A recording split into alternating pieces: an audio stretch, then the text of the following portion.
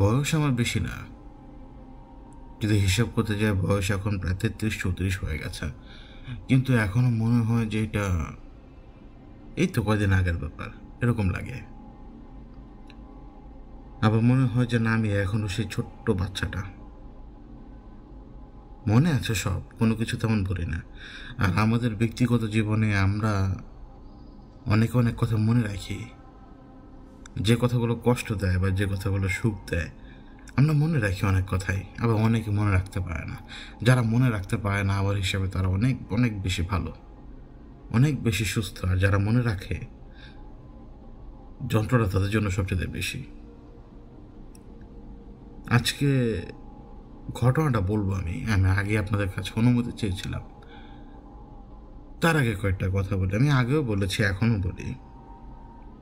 আমি জানি না, আমি তো মানুষ, ভুল হয়, ভুলের বাইরে আমরা কেউ না।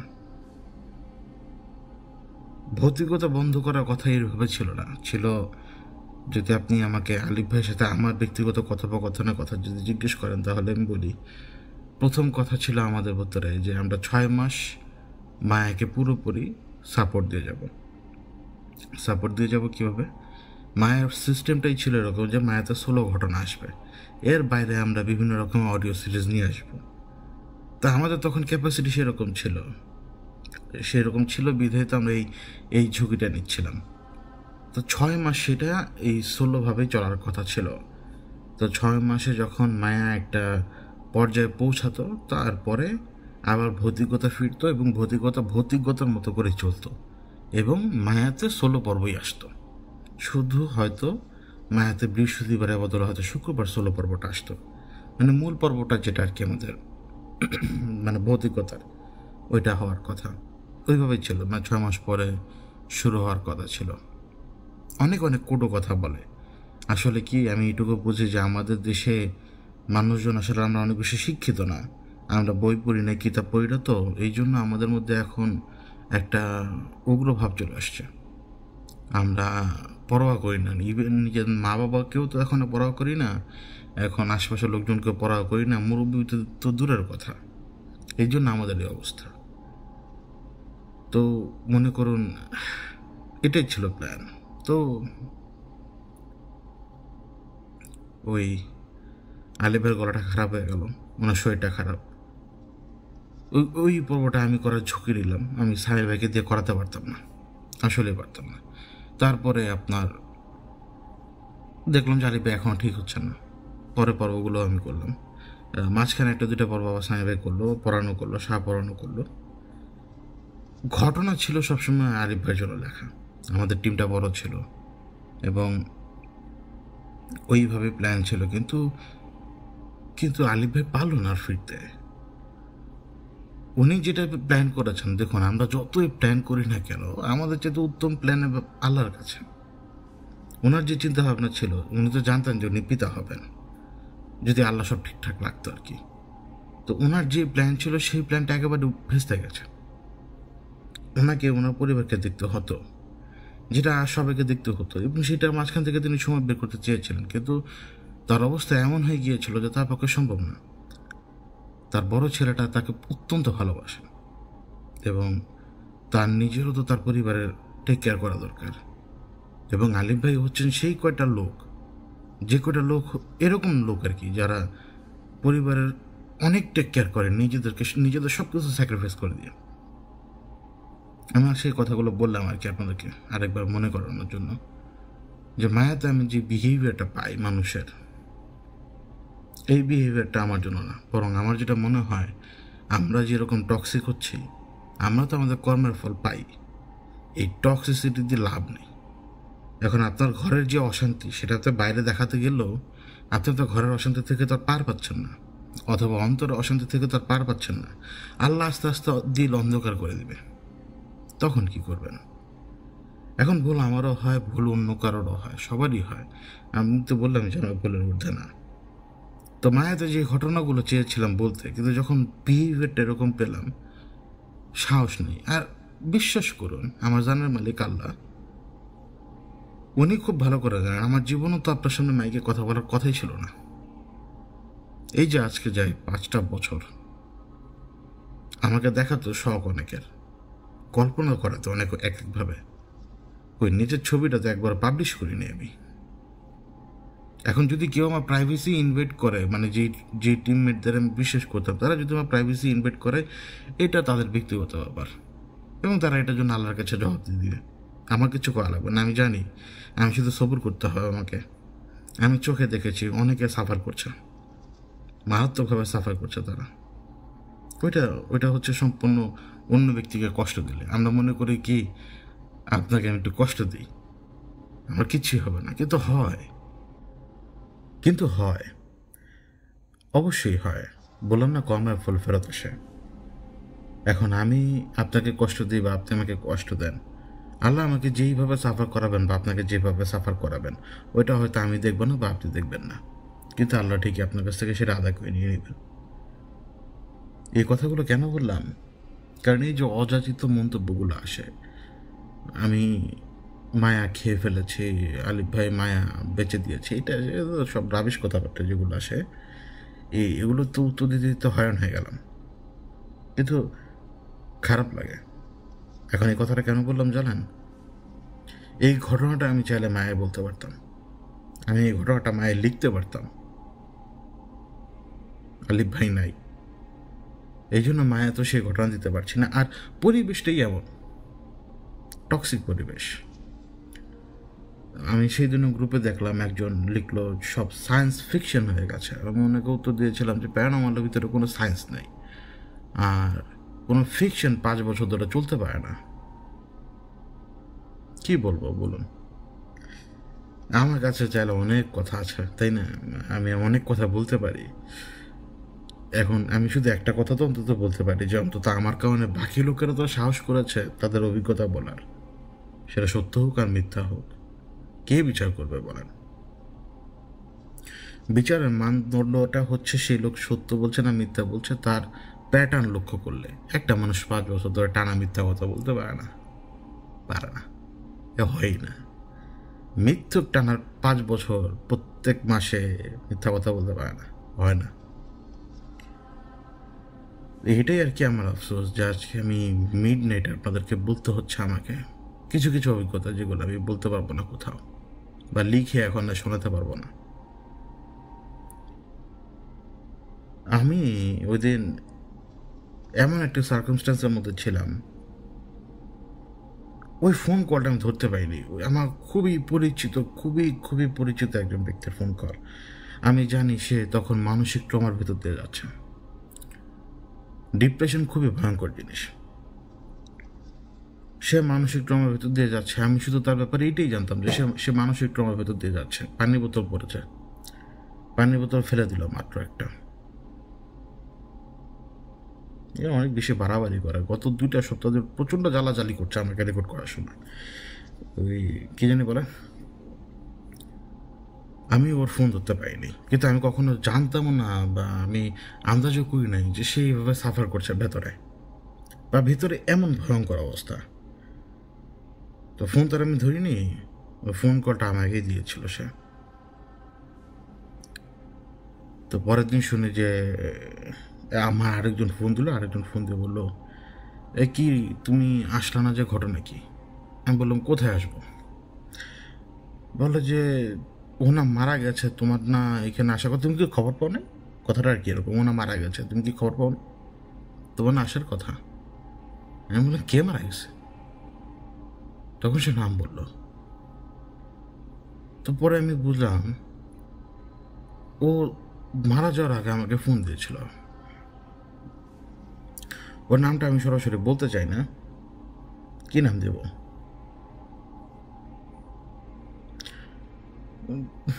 কি নাম দেব ওর? থাক, আমি বলি, ও আসল নামই বলি, ওর নাম আমি। তো আমাকে ফোন দিয়েছিল এবং আমি তার ধরি নাই। তো তারপরে ওই ফোন কল দেখলাম, আর মানে উত্তর দেব কি? আপনি অপ্রস্তুত হয়ে গেলে উত্তর দিবেন কি কাউকে? আমি ফোন রাখলাম, এমনও না যে আমি খুব দ্রুত যে তার জানাজা পাবো, মানে আমার কাছে পুরো ব্যাপারটা একটু শকিং। আমি মারা গেছে, আমি জানতাম যে আমি মারা গেছে। আমি আরও কয়েকটা দিন দূরে দূরে থাকলাম সব কিছু থেকে, কিন্তু আমার কানে খবর আসলো ভালো মতোই আমি নাকি সুইসাইড করছে। সুইসাইডের মানে বুঝান? সুইসাইড, সে সুইসাইড করছে, সে ফ্যানে ঝুলে সুইসাইড করছে। আমি অনেক সময় নেই, কয়েকদিন, আরও মনে হয় 12, 13, 14, 15 দিন সময় নেই। পরে একদিন আমি ওদের বাসায় যাই, আঙ্কেল আন্টির সাথে আমি কথা বলি। ছেলেটার বিয়ের কথাবার্তা চলছিল। এই আমাদের সিএমের মতো বয়স, আমাদের মোহাম্মদ সিএম নামে একটা ছেলে আছে, আমাদের মডারেটর, আমার ছোট্ট ভাইয়ের মতো, একেবারে পাগল। তো ওর মতো বয়স। আমি কখনো জানতাম না যে এই ডিপ্রেশনের ভিতরে ছিল। আমি এইরকম সিভিয়ার ডিপ্রেশনের ভিতরে ছিল এটা জানতাম না। আমি জানি যে মন টন খারাপ থাকে, আমার ফোন টোন দেয়, কথাবার্তা বলে, দেখা সাক্ষাৎ করে, এরকম। কিন্তু ও আমাকে কিছু বলার চেষ্টা করছিল, মানে ওই যে ফোন কলটা যে আমি ধরি না, এর আগেও সে কয়েকবার ফোন দিয়ে আমাকে বলেছিল যে ভাই আর্জেন্ট দেখা করা দরকার। আমি বললাম যে ভাই দেখ, আমি দৌড়াই অন্য কোথাও, অন্য কোনো দিকে যেতে পারি না। তখন হাই কমান্ডের ঝামেলা শুরু আমার লাইফে, তো এই জন্য একটু করা করেছিল। তো বললাম যে দেখ, আমি তো দৌড়ে যেতে পারবো না তোর কাছে এখন। পরে আফসোস হচ্ছিল যে আমি ওকে দুইবার ডিনাই করি, আমি তোর সাথে এখন দেখা করতে পারবো না। তো আমি ওদের বাসায় যাই। আঙ্কেল ডেভাস্টেটেড, মানে তার ছেলে নাই, মাও ওইরকমই, বোন একটা ওই ঘরে চুপচাপ, বড় ভাইটা বিদেশে। ছেলে আসলে সুইসাইড করার কথা না। আমি আপনাদেরকে বলি এদের বাসার অবস্থাটা।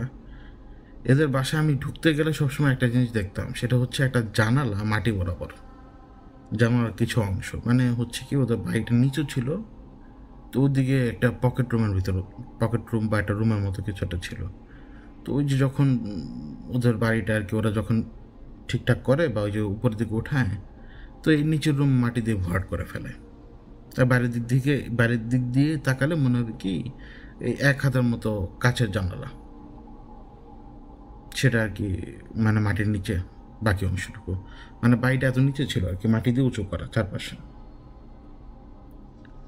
তো আমি ভেতরে ঢুকি, রুমে বসি, কিচ্ছু টের পাই না। কিন্তু ওই 2 দিন পরে, আমি বাসা থেকে চলে আসি 2 দিন পরে, ওর আব্বারকে ফোন দেয়। ওর আব্বা ফোন দিয়ে বলে ওর ছোটো বোনের কাছে নাকি ওর একটা ডায়েরি ছিল, এবং ডায়েরির মধ্যে কী সব হাবিজাবি লেখা, এবং এই সমস্ত হাবিজাবি লেখা দেখে ওর বোন প্রচণ্ড ভয় পেয়ে গেছে।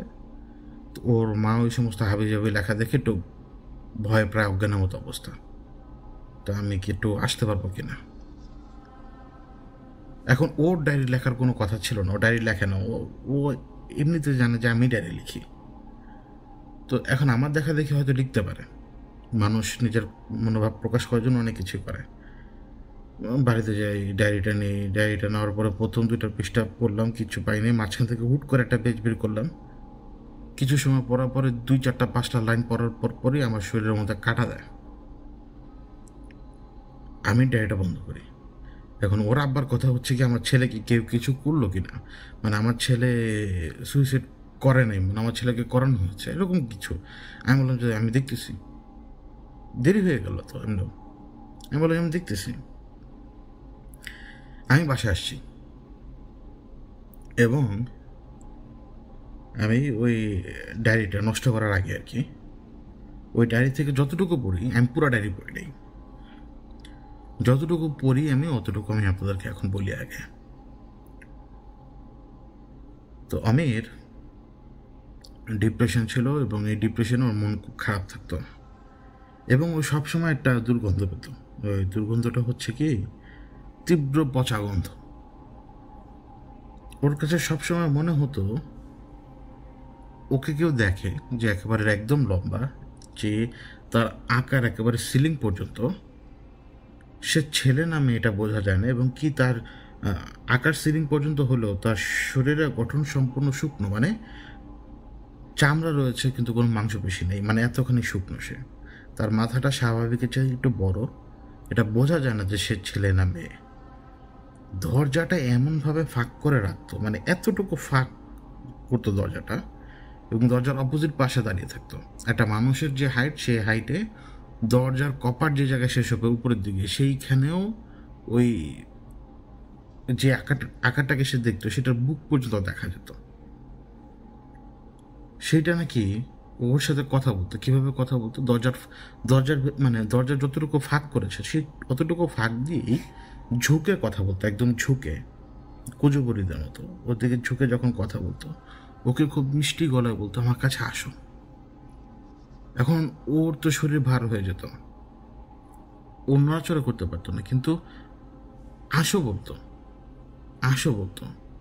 কিন্তু কয়েকবার আসো বলার পরে যখন না যেত, মানে যাবে তো নাই, দরজা খুলে একেবারে ভেতরে ঢুকতো, হাতের মধ্যে একটা কোরবানির বড় ছুরি, তার ওই ছুরিটা নিয়ে ওর উপরে উঠতো, ওর গলায় বসাতো, এবং ও এমনভাবে লিখেছে, আমি আপনাদেরকে বলি, এমনভাবে লিখেছে যে যখন ওকে জবাই করে,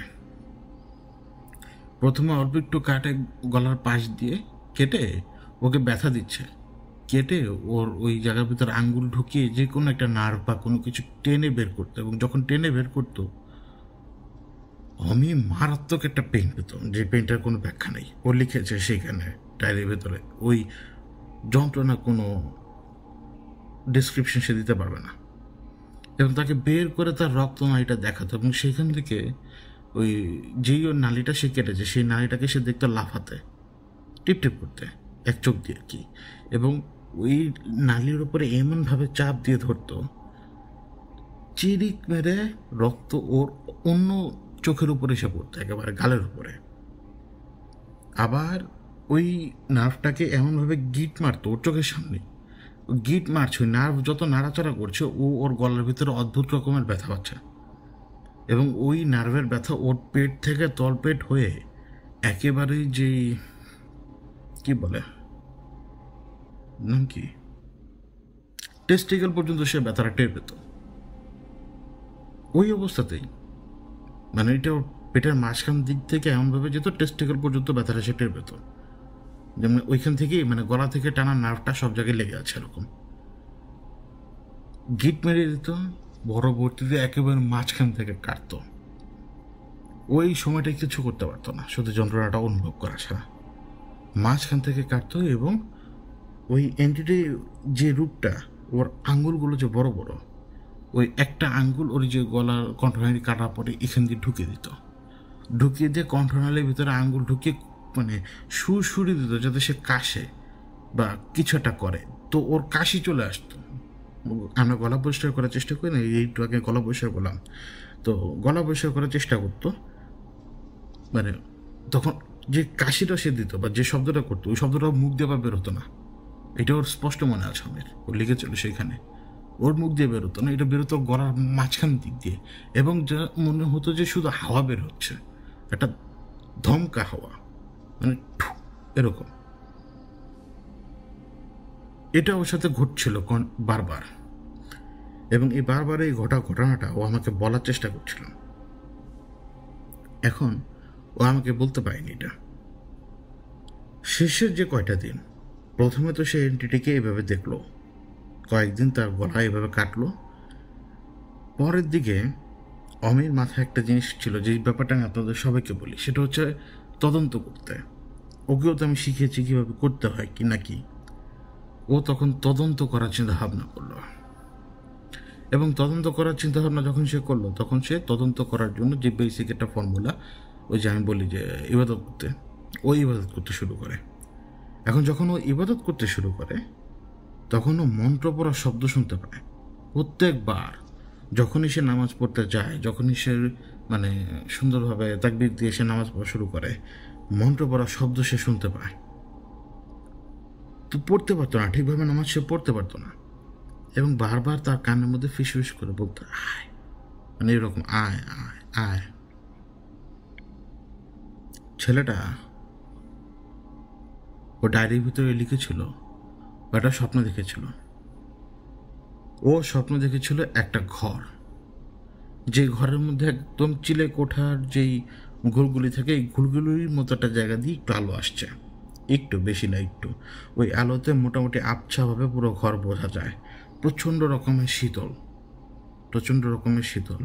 এবং সেইখানে মানুষের শরীর রাখা, মানুষের শরীর, লাশটা এমনভাবে রাখা, লাশের মাথা, 2 হাত বিচ্ছিন্ন, লাশের 2 পা বিচ্ছিন্ন, মানে লাশের বডির মাঝখানের অংশ নাই। 2টা হাত আছে, 2টা পা আছে, মাথা আছে।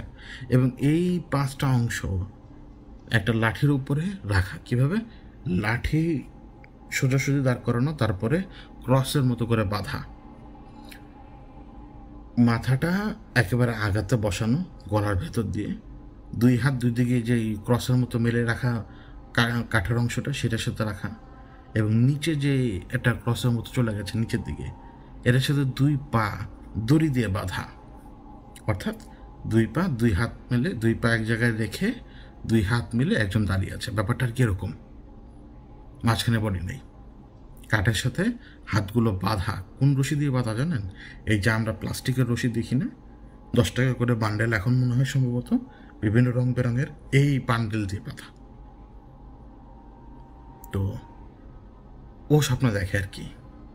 এবং অমি নিজেই নাকি ওই লাশের মাথার মধ্যে কি জানি লিখছে, এবং লাশটা তখনও তার চোয়ালটা নাড়াচাড়া করছে। যত চোয়াল নাড়াচাড়া করছে সেই দিক থেকে গলগলিয়ে রক্ত বেরোচ্ছে, মানে মুখের মধ্যে ইমিডিয়েটলি রক্ত এসে ভরে যাচ্ছে। ছেলেটার এটাও মনে আছে, ওই যে নিচের যে 2টা পা একসাথে বাঁধা কাটা পা, এই কাটা পাটা একেবারে এই বেগুনি রঙের হয়ে গিয়েছে, মানে ওই অল্প আলোতে যেটা ও বুঝতে পারে যে বেগুনের মতো হয়ে গেছে রং।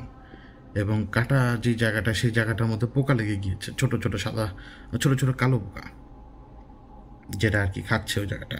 কিন্তু ওই যে পায়ের যে অংশটা, এই যে লম্বা হাড়ের যে অংশটা, এইখানে আবার কি যেন আঁকা।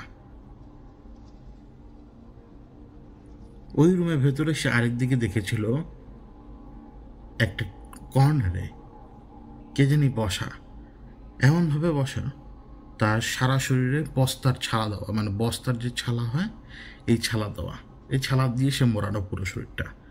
এবং সে সেইখানে বসে আর এরকম মন্ত্র করছে। তখন এটাই সে স্বপ্নে দেখেছিল, এবং এটা দেখে তার ঘুম ভেঙে গিয়েছিল। কিন্তু ওর ডায়েরির মধ্যে আরও কয়েকটা কথা লেখা ছিল। আরেকদিন ও রাত্রে শুয়ে আছে, ওইভাবে আস্তে আস্তে দরজাটা খোলার পরে ও দেখলো সেই একই লম্বা ওই এন্টিটি দাঁড়ানো, ওই মুখটা আজকে কেন জানি আজকে একটু লম্বাটে, কিন্তু ও অবাক হয় ওর বোন ওই এন্টিটির পাশে দাঁড়ানো। দরজার এতটুকু ফাঁকের মধ্যে ও ওর বোনকেও দেখলো এবং ওই এন্টিটিকেও দেখলো। ওর বোন ওর দিকে তাকিয়ে একটু হাসলো। ওই এন্টিটির হাত, বড় যে হাত, এত বড় বড় আঙ্গুল ওই হাতের, ওর বোনের মাথার মধ্যে পুরো হাতই এঁটে গেছে। ওই এন্টিটির হাত ওর বোনের মাথার উপরে, যেন সে তার বোনকে কন্ট্রোল করছে অথবা নিয়ে যাবে কোথাও। ও একটা ব্যাপার খেয়াল করলো কি, ওর বোনের শরীরে কোনো কাপড় নেই। এটা দেখে ভয়ের সাথে সাথে একটা ঘৃণা, একটা ভাইয়ের যেমন লাগে ও ঠিক তেমন লাগলো। ভয় তো ভয়, আমার কারণে ওর একটু হলেও সাহস ছিল, কিন্তু ভয় তো ভয়। তারপরও সে তেরে বেগে উঠে গিয়েছিল, কিন্তু তখনও কাঁপছিল। ওর ঘাড় থেকে নিচের পর্যন্ত একেবারে শিথিল হয়ে আসছিল, কিন্তু তারপরও দাঁড়িয়েছিল, মুখ দিয়ে কোনো শব্দ করতে পারে নাই। ওর এইটুকু মনে আছে, দরজা খুলে এবং ওই এন্টিটি হাঁ করে একদলা থুতো মারে ওর মুখের দিকে। এরপর একটু ভাষা মনে আছে, ওকে হেঁচড়ে নিয়ে যাচ্ছে কোথায় জানি। এরপরে ওর ভাষা মনে আছে, ওই শব্দ হয় কষায়ের ওইখানে যেরকম শব্দ হয় না সেরকম।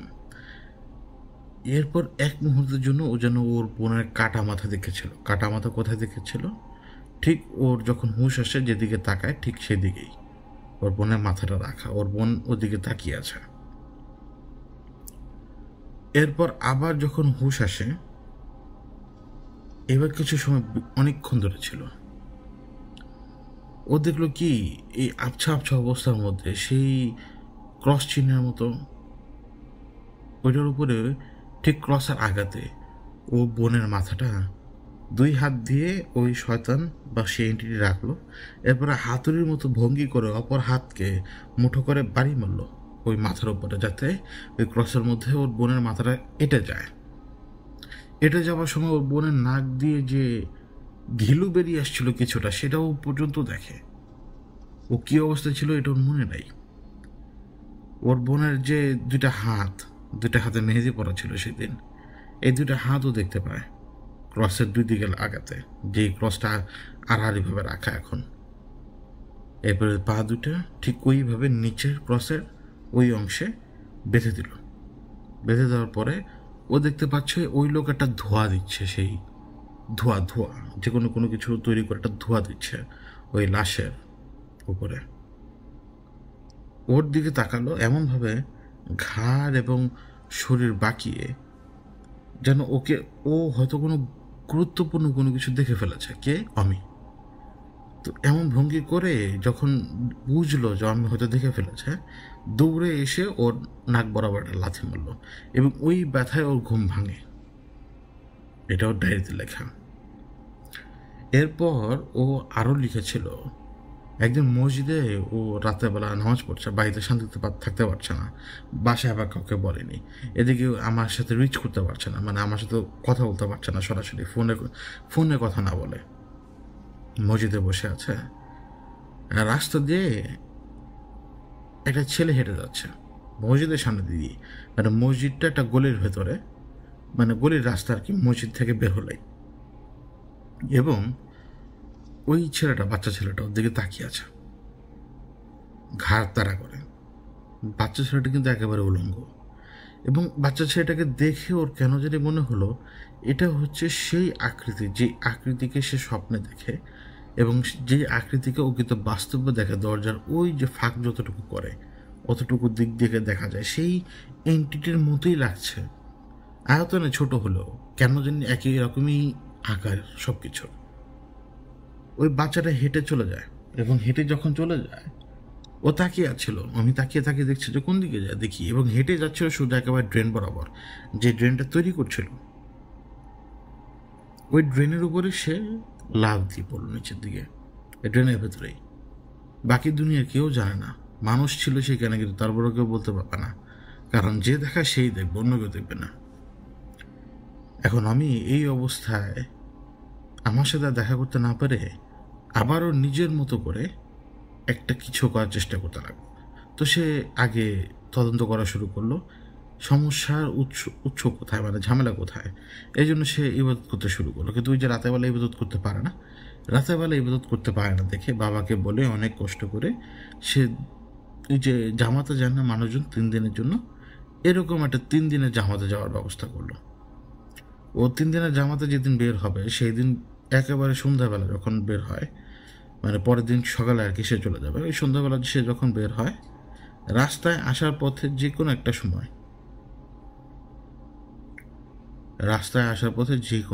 সময়, ও যেই মাইক্রো না আর কি, মিনি ভ্যান টাইপের যে গাড়িটা হয়, সেই গাড়ির যে পেছনের সাইডে যখন বসা, ওর ডান হাত ধরে কে জানি হ্যাঁচকা টান মারে।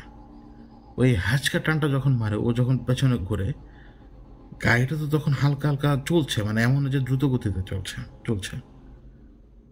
গাড়ি তো দ্রুত গতিতে ছুটে গেল, এই অতক্ষণেই আর কি ও দেখতে পায় সেই বাচ্চাটাকেই, দূরে দাঁড়িয়েছিল সে বাচ্চাটাকেই। কিছুক্ষণ পরে সে দেখতে পায় সেই বাচ্চাটা তারই অপোজিট পাশে ওই মিনি ভ্যানের একেবারে কোনাতে একটা লোকের ঘাড়ের উপরে বসা।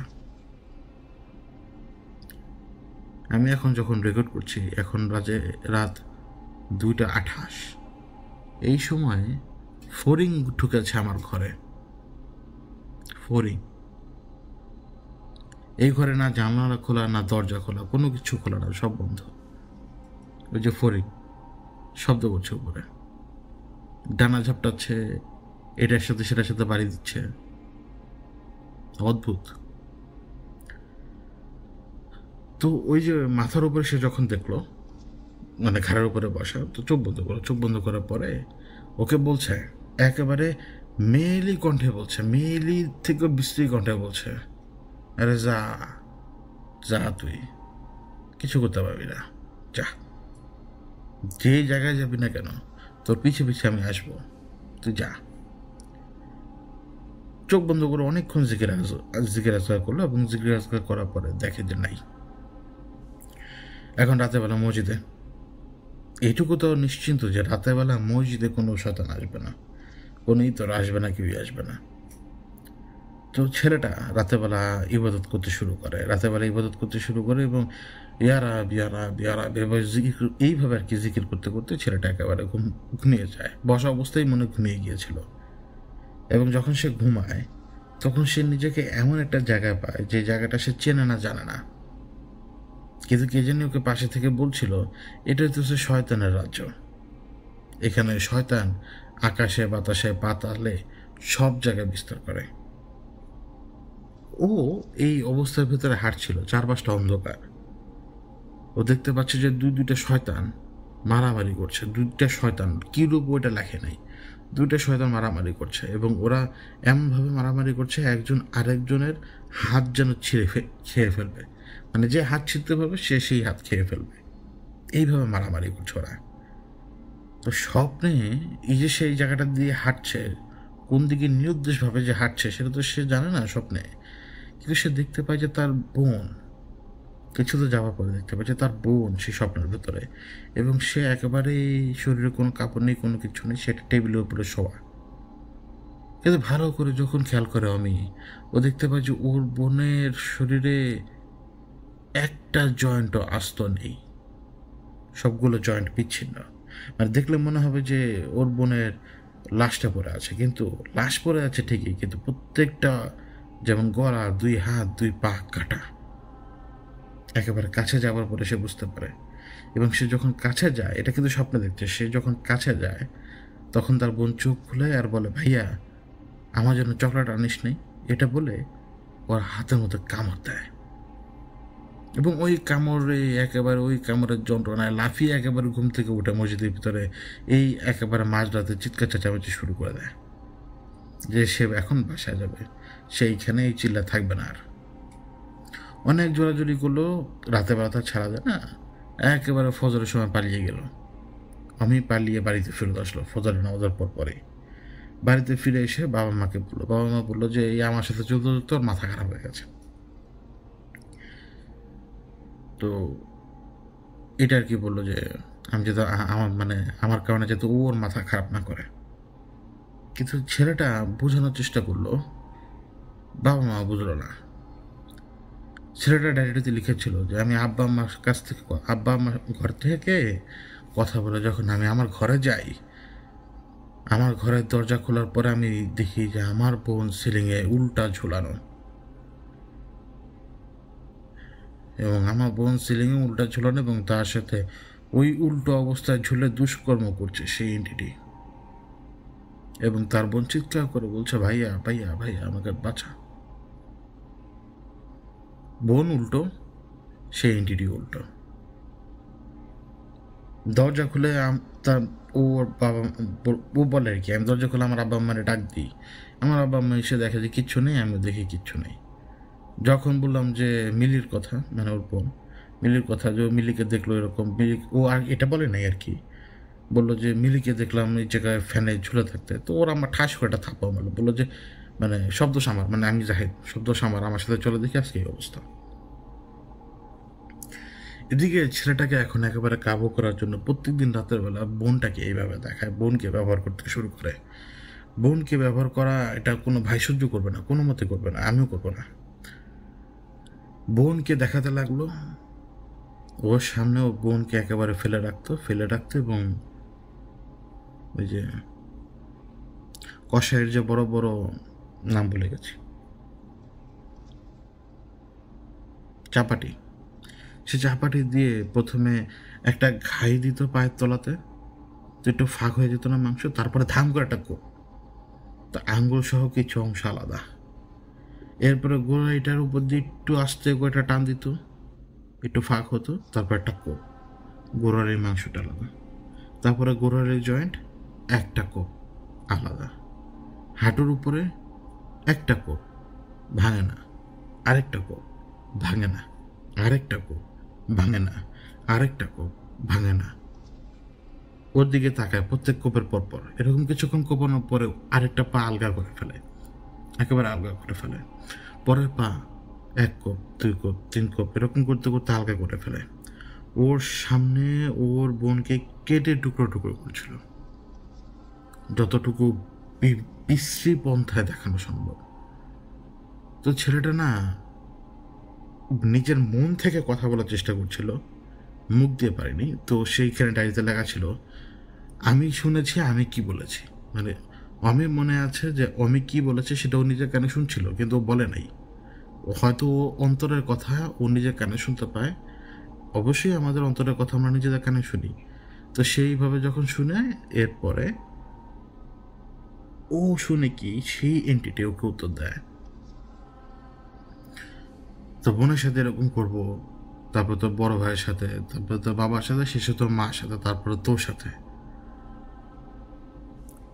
এরপরে ওকে উত্তর দিয়েছিল, উপায় একটাই, উপায় হচ্ছে আঙ্গুল দিয়ে ইশারা দেয় আর ফ্যানের দিকে, ফ্যান থেকে অটোমেটিক ওর বোনের ওড়নাটা নেমে আসে নিচের দিকে, ইশারা দেয় যা ফাঁসে ঝুল। এই ছেলে তো এটা করবে না। এবং এরপরে কয়েকটা দিন এই ছেলেকে লিখেছিল যে আমি খালি দেখি আমার বোনটারে খালি কোপায় কোপায় আর থ্যাতলায়, থ্যাতলায় আর কোপায়, কোপায় আর থ্যাতলায়, আর শুধুমাত্র কিমা কিমা করে। কখনো আমার মুখের ভিতরে আমার বোনের পায়ের মাংস ঠেলে ঢুকিয়ে দেওয়ার চেষ্টা করে, কখনো আমার বোনের মাথার চুলগুলো কেটে এনে আমার চেহারার সামনে, মানে আমার চেহারার মধ্যে ফেলে দেয়, মানে শুয়ে আছে সে, ওর চেহারার মধ্যে ফেলে দেয়। কখনো কখনো ও দেখতে পাচ্ছে যে ও বোনকে একেবারে মাঝখান থেকে ফাড়ার চেষ্টা করছে। এই ব্যাপারগুলো না মস্তিষ্কের উপর অত্যন্ত চাপ ফেলতে শুরু করে মানুষের। অমি রাতেবেলা ঘুমিয়েছিল, এবং রাতেবেলা যখন ঘুমিয়েছিল, ও আর কি সকালে আমাকে ফোন দিবে, ওই দিন রাতেবেলা ওর ঘুম ভাঙে। ঘুম ভাঙার পরে ও দেখতে পায় ওর বোন ওর পাশে, এবং সেই লম্বা বিশ্রী জিনিসটা ওর বোনের সাথে কি জানি করছে, তো বুঝতে পারছে না। কিন্তু ওর বোনের দিকেও তাকায় এবং সেই এন্টিটির দিকেও তাকায়। ওর বোনের চেহারা কেমন জানি চেনা যায় না, কিন্তু ওর বোন বলছে, ওকে কে জানি বলছে যে এটা তোর বোন, দেখ এটা তোর বোন, তোর বোনের আজকে খালাস হয়ে যাবে সব কিছু, খালাস এভাবে লেখছে, খাল্লাস। ও ওর বোনকে দেখছে, কিন্তু অবস্থাটা এমন, এটা ওর বোন, চেনা জানা জানা জানা। গরু কোরবানি দেওয়ার পরে গরুকে যখন চিৎ করানো হয়, পা দুটো, মানে যখন গরু আর কি তার নিজের পিঠের উপরে শোয়ানো হয় গরুকে, মানুষের কি এভাবে শুয়ে আছে নিজের পিঠের উপরে, কিন্তু হাত দুটো উঁচু, পা দুটো উঁচু, হাত উঁচু পা দুটো উঁচু, মানে বোঝাতে পারবো না আমি। মানে শোয়া অবস্থায় আপনি আপনার হাত মেলে ধরুন সামনের দিকে, একটু কোনাকুনি করে,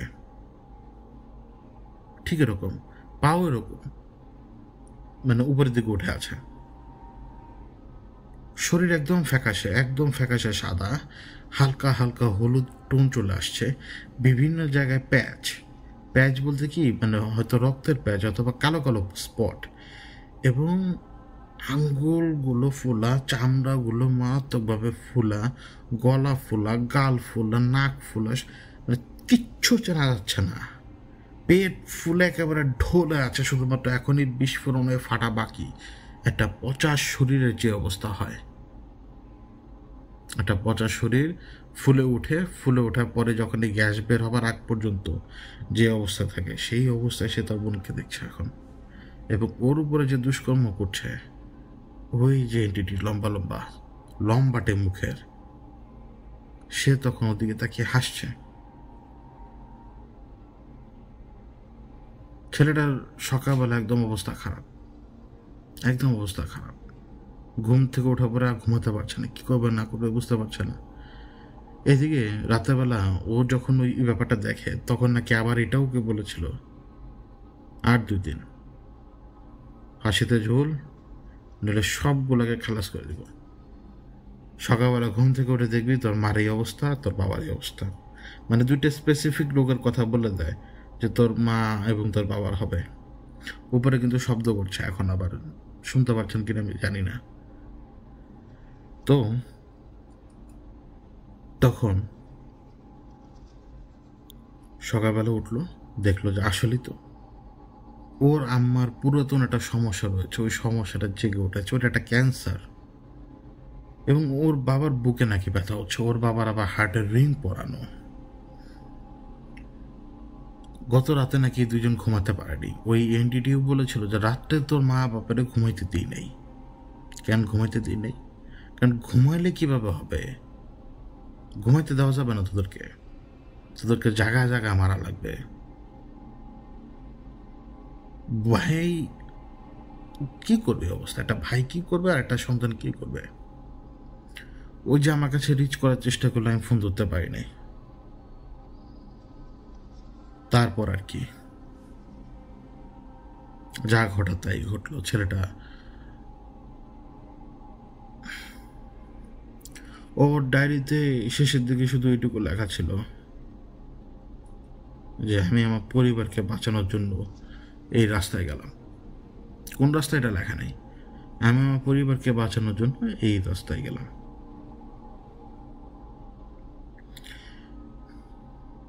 ডায়েরির অনেক কিছু আমি পড়ি নেই তখন আর কি, সব কিছু পড়ার মতো ধৈর্য ছিল না। আমি একটু স্ক্যান করার মতো করে তাকিয়ে তাকিয়ে পড়ি, সব কিছু ডিটেইল বোঝার চেষ্টা করি, খুব কম আগে পড়ি। ছেলেটা ওইভাবে আর কি পায়, ও গলায় বোনের ওড়না ছিল, আসলে সত্যিকার অর্থেই বোনের ওড়না দিয়েই ও গলায় ফাঁস লাগিয়েছিল। আমি কি করব? বাসায় কোনো আলামত নাই, বাসায় কোনো কিছু দেখলাম না, সব কিছু স্বাভাবিক লাগলো। চেষ্টা করলাম একটু দৌড় পরে কোনো কিছু হয় কি না, বা তালাশ করে দেখলাম কোনো ঝামেলা দেখা যায় কি না। কোনো ঝামেলা লাগে নাই। 3-4 দিন পরে ওর আব্বা ফোন দিল। ওর আব্বা ফোন দিয়ে বলে অমিকে ঘরে দেখা যায়। আমি বললাম কি হলে, কি বলেন? বলে যে না বাবা, বলতেছি আমি আপনাকে, অমিকে ঘরে দেখা যায়, আমি ঘরে হাঁটাচলা করে। তো যখন লাশ ঘরে হাঁটাচলা করবে, মানে লাশ ঘরে হাঁটাচলা করবে অথবা বাহিরে চলে আসছে, এগুলোর এক একটা মিনিং থাকে। মানে এই ধরনের ব্যাপারগুলো যখন ঘটে, এই ধরনের সিমটম যখন দেখা দেয়, তার মানে হচ্ছে যে লাশের সাথে কিছু একটা হচ্ছে। তা আমি নিজে থেকে জিজ্ঞেস করেছিলাম যে ওকে মাটি দিয়েছেন কোথায়? বলে যে গ্রামে। আমি বললাম যে এক কাজ করেন, ব্যবস্থা করেন, গ্রামে যাব, আর আপনি 2জন সাহসী গোরখোদক ব্যবস্থা করে দেন। তো উনি আমাকে বলে যে ডাড়ি কি বললো যে কী করবা? আমি বললাম যে দরকার হলে কবর খোঁড়া লাগবে। উনি এক বিন্দু পরিমাণ রাজি না যে ছেলের কবর খোঁড়া লাগবে বা কোনো কিছু না, না কোনো কিছুতে সে রাজি না। তারপরে অনেক বুঝালাম, এমনকি নিজেও তো দেখতে পাচ্ছে যে ঘরে ছেলেকে দেখা যায়। আমি কিন্তু বাসায় যাইনি তাদের। আমি তাকে বললাম যাতে ব্যবস্থা করেন। তো উনি বললো যে এমন কেন হতে পারে ছেলের সাথে? আমি বললাম যে অনেক সময় কি যে সুইসাইডের লাশগুলো নিয়ে শয়তানিগুলো করে, ছেলে তো সুইসাইড করলো, কি আর করবেন? আমি সান্ত্বনা দিতে পারি না আসলে কাউকে, সান্ত্বনা আমার দ্বারা হয় না। এই জন্য মানুষজন বলে আমি একটু বেশি সোজা কথা বলার লোক, মানে আমার মধ্যে কোনো ইমোশন নেই, এইভাবে মানুষ বলে আর কি। তো আমি ওনাকে বললাম ঠিকই যে ব্যবস্থা করেন, বাড়ি আপনার বাড়িতে যাব। উনিও আমাকে বললো যে প্রায় লোকজন তৈরি, বললেই ঘুরে ফেলবে। আমি বললো যে না, আমি আজকে যাব না, আগামীকালকে বা পরশু দিন যাবো। কারণ আমি আগামীকালকে বা পরশু দিন বলার পেছনে কারণ হচ্ছে আমার তো অনুমতি দরকার। হাইকমান্ড আমার পেছনে পড়ে আছে না তখন, এমনি মাথার মধ্যে প্রচণ্ড বেশি কিলবিল করে। ব্যবস্থা হলো যে পরের দিনও না, তার পরের দিনও না, আজকে থেকে 5 দিন পরে যাব। ঠিক আছে, ভালো। এখন সেই দিন তো আর আমি কিছু করিনি, পরের দিনও কিছু করিনি, কিন্তু মাথার মধ্যে একটা ব্যাপার আসছিল। ছেলেটা কিন্তু মানে আমি লিখেছিল ও স্বপ্ন দেখেছিল এমন একটা জায়গা, যে জায়গাটায় যে ঘুলঘুলের মতো একটা জায়গা রয়েছে, ওই জায়গাটা থেকে টালো আসে। ওই কথা মনে পড়ার সাথে সাথে আমার আরেকটা ব্যাপার মনে পড়লো। ওদের বাড়িতে নিচতলা রয়েছে একটা, যেটা মাটি দিয়ে ভরাট করা। ওই যে বললাম না, একটা গ্লাস দেখা যায় অল্প একটু, রাস্তা উঁচু করা হয়েছে, কিন্তু কেন জানি মনে হলো যে এটা কি ওই রুম নাকি। আমি আঙ্কেলকে ফোন দিলাম, উনি বললো যে না, এটা মাটিতে বন্ধ করা। আমি বললাম যে আমি যদি এসে ওই জানলা ভাঙি কোনো অসুবিধা আছে? উনি বললো যে না, কোনো অসুবিধা নেই। তো আমি গেলাম এবং জানলা ভাঙলাম। জানলা আমি যখন ভাঙি তখন রাতের 9টা বাজে, এবং ভেতরে যা দেখি ওটা দেখার পরে আমার হুঁশ একেবারে উড়ে যাওয়ার মতো অবস্থা। তখন আমি কাউকে বলতে দিইনি, বুঝতে দিইনি। আমি করলাম কি, অমির বাবাকে বললাম আপনি এক কাজ করবেন, কেউ যাতে এদিকে আপাতত না আসে, আপাতত ঢেকে ঢেকে দিই, কুকুর বিড়াল কোনো কিছু ঢুকবেও না, আমি আরেকটু পরে রাতের দিকে আসবো। উনি বললো কি ঘটনা কি? আমি বললাম যে মনে হয় এখানে কোনো কিছু হয়েছে। তো উনি বোঝাতে চাচ্ছিল যে না, এটা মাটিতে ভর করা। আমি বললাম যে আঙ্কেল, আমি পরে কথা বলবো, মাটিতে ভরাট করা নয়, ভেতরে নামা যাবে, ভেতরে জায়গা আছে, আমি আসবো, রাতের বেলা আসবো। তো উনি ঘাবড়ে গেল। উনি বললো যে উনি সোজা বললো যে হচ্ছেটা কি ওনার পরিবারের সাথে। আমি বললাম যে আমি আগে আসি, আমার কাছে উত্তর নেই। আমি এটা ওনাকে বুঝালাম যে আমার কাছে আঙ্কেল উত্তর নেই। আমি রাতে 1:45টার দিকে আবার অমিতের পাশে ফেরত আসি, এবং ওই সময় কেন নামি নাই বলা ভুল, আমি নেমেছিলাম অল্প একটু। আমি আমি কাকে জানি দেখেছিলাম ওই জায়গার ভিতরে, ভেতরে মাটি, ভেতরে রাস্তা ধুয়ে ঢোকা মাটি, কিন্তু তারপরও পুরো রুম ভরাট হয়নি। আমি ভেতরে জানি কাকে দেখেছিলাম, সে বসা, সে আমাদেরকে পিঠ দিয়ে বসা, এবং সে অত্যন্ত চিকন। তার কোনো কিছু আমি বুঝতে পারিনি। শুধুমাত্র একটা মানুষ যদি আপনার দিকে মুখ ঘুরিয়ে বসে, তাকে আপনি কীভাবে দেখবেন? ওইভাবে তাকে আমি দেখেছিলাম। যখন 1:45টার দিকে আমি আবার ফিরি, আমি তো ওখানে একা ছিলাম না, আমার সাথে দিগন্তের তারা ছিল। আমি এখান থেকে যেই আগে ওকে ডেকেছিলাম, আমি বলেছিলাম তুমি যেইখানে থাকো একটু আসো, আমার একটু ভয় লাগে। ওই সময় তো আবার আমাদের লাইফে হাইকমান্ড বলতে আর কি ব্ল্যাক লিকুইডের তাণ্ডব, আর হচ্ছে আপনার কাজীদের তাণ্ডব চলছে ওই সময় আমাদের জীবনে। তখন ওই অবস্থাতে আমি তাকে ডাকি। আমি ওকে বললাম দেখো, আমার একটু ইনফরমেশনের দরকার। দেখুন তো, তারা আমাকে সোজা বললো ইনফরমেশনের দরকার নেই, আমি তোমার সাথে থাকবো।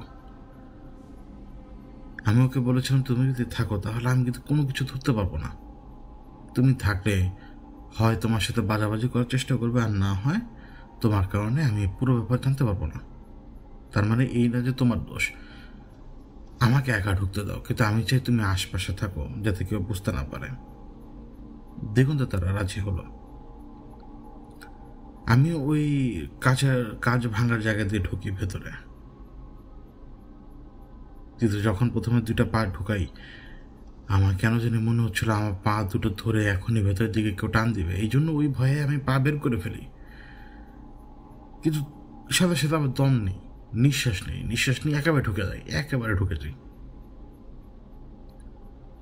ঢোকার পরে ভেতরে যে অবস্থা হচ্ছে, দুর্গন্ধের কথা বাদ, আর এক অদ্ভুত রকমের ঠান্ডা পরিবেশ।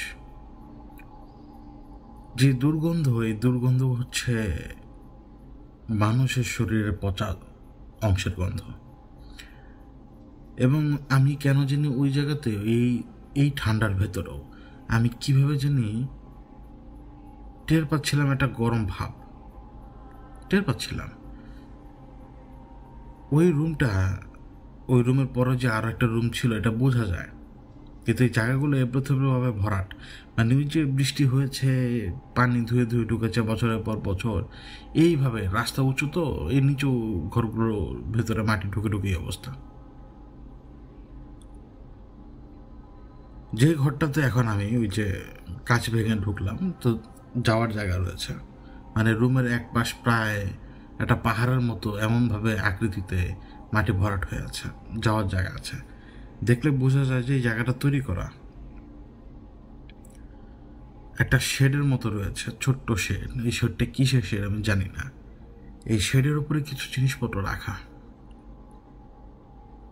চুল, দাঁত, আমাদের দাঁত, মারের একটা অংশ। ধরন দেখে বোঝা যায়, মানে যে জিনিসটা কথা বলছি সেটা ধরন দেখে বোঝা যায় আমাদের লিভারের একটা অংশ। এবং মানুষের শরীরের চামড়া অনেক পুরাতন, অনেকটা হলদেটে হয়ে গেছে, মানে এটাকে শুকিয়ে শুকিয়ে নিজের কাছে রেখেছে আর কি। ওদিকে দিগন্ত তারা আমাকে বারবার বলছিল যে তোমাকে কি আমাকে কি এখন এখানে প্রয়োজন। আমি এর উত্তর দিই নাই। ভেতরে ওই যে বললাম না যে অপোজিটে একটা রুম রয়েছে, মানে ওদিকে যাওয়ার রাস্তা রয়েছে। আমি ওদিকে লাইট মারিনি তখনও, কিন্তু আমি স্পষ্ট বুঝতে পারছিলাম আমি যদি লাইট মারি আমি কাউকে দেখব না। কিন্তু ওই রুমের ভেতরে একটা কোনায়, মাটি ভরাট করার জায়গাগুলোর ভেতরে একটা কোনায় একজন বসে আছে। যে বসে আছে তার বসার ধরন অত্যন্ত রকমের বিভৎস। সে এত বেশি লম্বা, সে ঠিকভাবে বুঝতে পারছে না। হয়তো সে এমনভাবে বসেছে তার 2 হাঁটুর মাঝখানে অন্তত 1 হাত নিচে তার মাথা থাকবে এখন। আমি বুঝতে পারছিলাম কিভাবে জানি। আমি চুলগুলোর দিকে তাকালাম। চুলগুলো কোনো মৃত মহিলার, বয়স হবে প্রায় 80-90। চুলগুলো ওইভাবে আর কি পেকে গেছে। চামড়াটা হয়তো সেই সেই সেই মহিলারই, হয়তো। না দাঁতের ব্যাপারে বোঝা যায়, না লিভারের অংশের ব্যাপারে বোঝা যায়। কিন্তু লিভারের অংশটা তখনও একটু হয়তো বেশি দিন পুরাতন হবে না, কারণ দুর্গন্ধটা আসছে ওই দিক থেকেই, ওটার থেকে সবচেয়ে বেশি আসছে। ওই যে শেডের কথা বললাম, যে শেডটা আমি দেখি আর কি ভেতরে, ওই শেডের ভেতরে আপনার হাতের নখ দিয়ে যেভাবে যদি আপনি কোনো কিছু খোদাই করার চেষ্টা করেন, সেইভাবে খোদাই করে নকশা আঁকা। স্পষ্ট বোঝা যায় যে এখানে কে কোন কাজ করেছে, কিভাবে করেছে। তো ভেতর থেকে শব্দ আসে, একেবারে মহিলা কণ্ঠে, কান্না করতে করতে। সে বলছিল যে আমি কিচ্ছু করি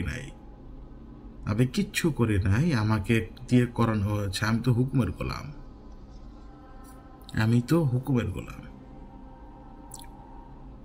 ভেতর থেকে আসছে, কিন্তু আমি কিন্তু তখন ওই শেডের উপরে নকশা, এই চুল, এই মানুষের লিভারের অংশ দেখছি।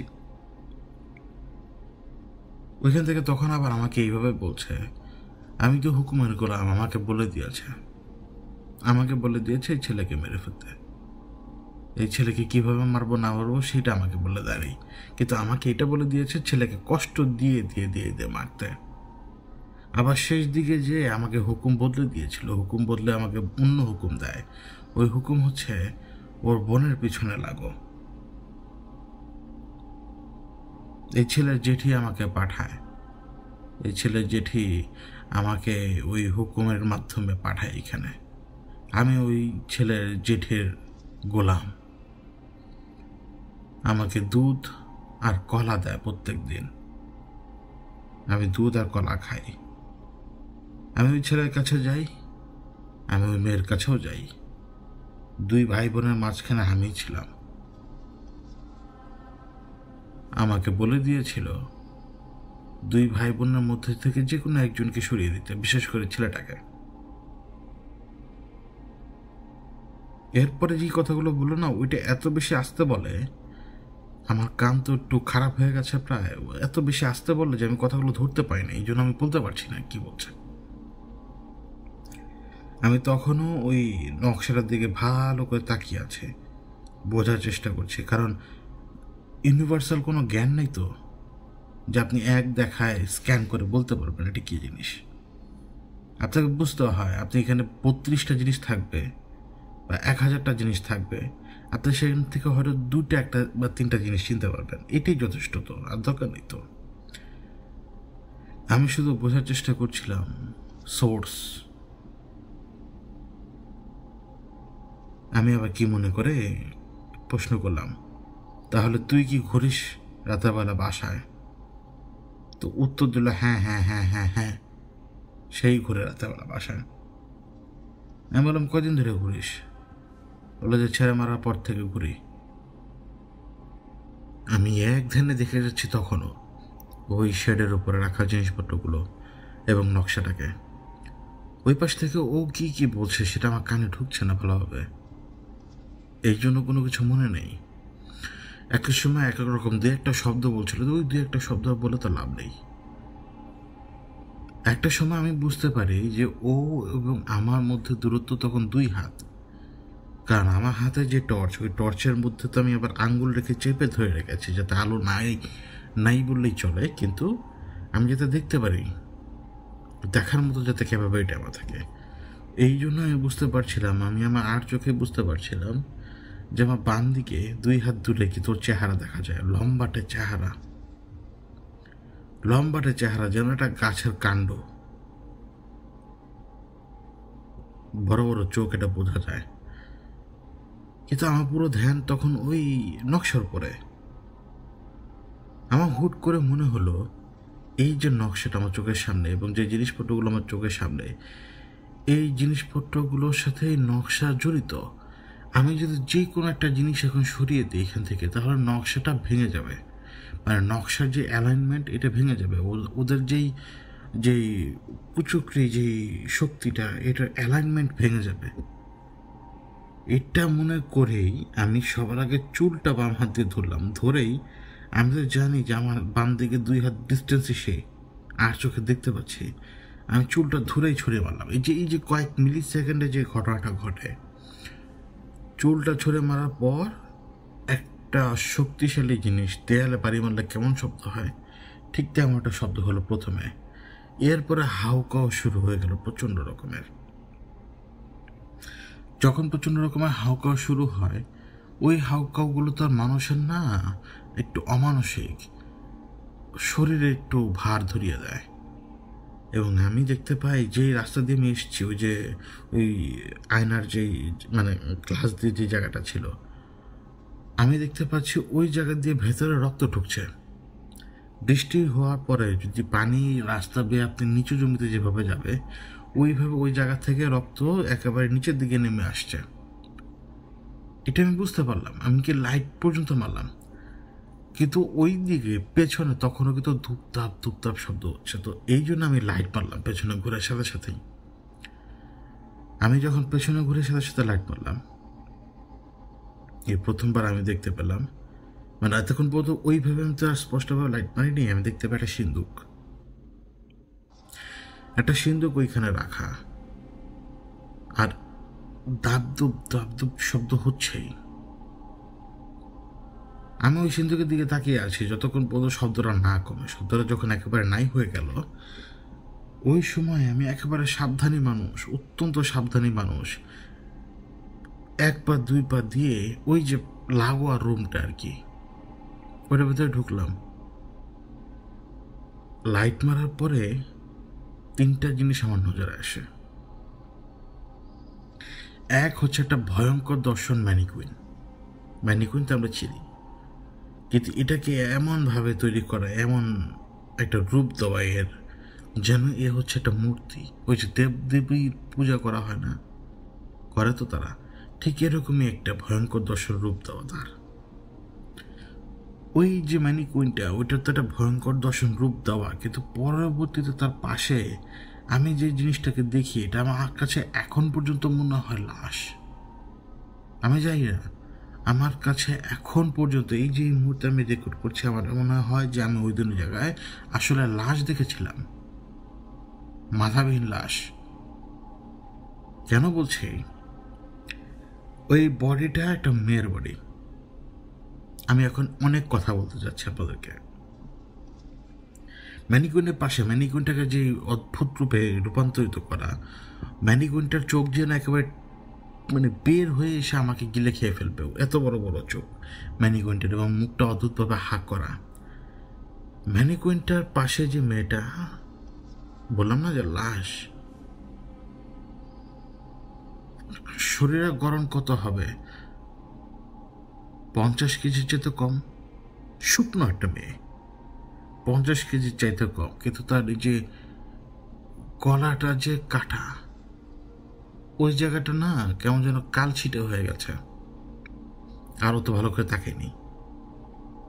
লজ্জা যেভাবে মানুষ পায় না, সেই লজ্জা আমার ভেতরে আছে। আর লজ্জায় মানুষ নিচের দিকে তাকায় না, আমিও লজ্জায় নিচের দিকেই তাকাই, কিন্তু বুঝতে পারছি না। আমার এখনো মনে হয় ওইটা লাশ, কিন্তু দিগন্ত তারা আমাকে বলে ওইটা লাশ ছিল না। কিন্তু তারপর আমি যা দেখেছি আমি সেটা বলবো। তো লজ্জায় তো নিচের দিকে আমার চোখ নামিয়ে ফেলেছি আমি, কিন্তু পায়ের পাতার উপর দিকে আমার নজর যায়, কারণ আমার হাতের লাইট তো সেখানে ধরা। আমি পায়ের পাতার উপরে দেখতে পাই একেবারে গিনি গিনি গিনি গিনি অক্ষরে কি কি যেন লেখা। ইম্পসিবল ওই লেখা আমার পক্ষে পড়া। আমি জানিও না এটা কোন ভাষায় লেখা, একেবারে গিনি গিনি গিনি গিনি করে লেখা। মেয়েটার শরীরটা কালো হয়ে গিয়েছে, এবং যে পায়ের চামড়াটা, আমাদের যে পায়ের লম্বা হাড়ের যে চামড়াটা, এই চামড়াটা মনে হচ্ছে যেন একেবারে হাড়ের সাথে লেগে আছে। এখন শুধুমাত্র টান দিলে ছুটে চলে আসবে।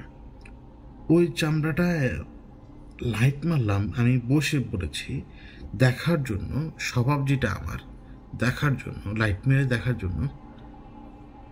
লেখা বোঝা যায় না, যেই লেখাগুলো পায়ের পাতার উপরে ছিল, যেটা একটু লাইটে বোঝা যায়, সেই লেখাগুলো কোনো মতেই আবার বোঝা যাচ্ছে না যখন এটা হাড়ের কাছাকাছি চলে আসছে।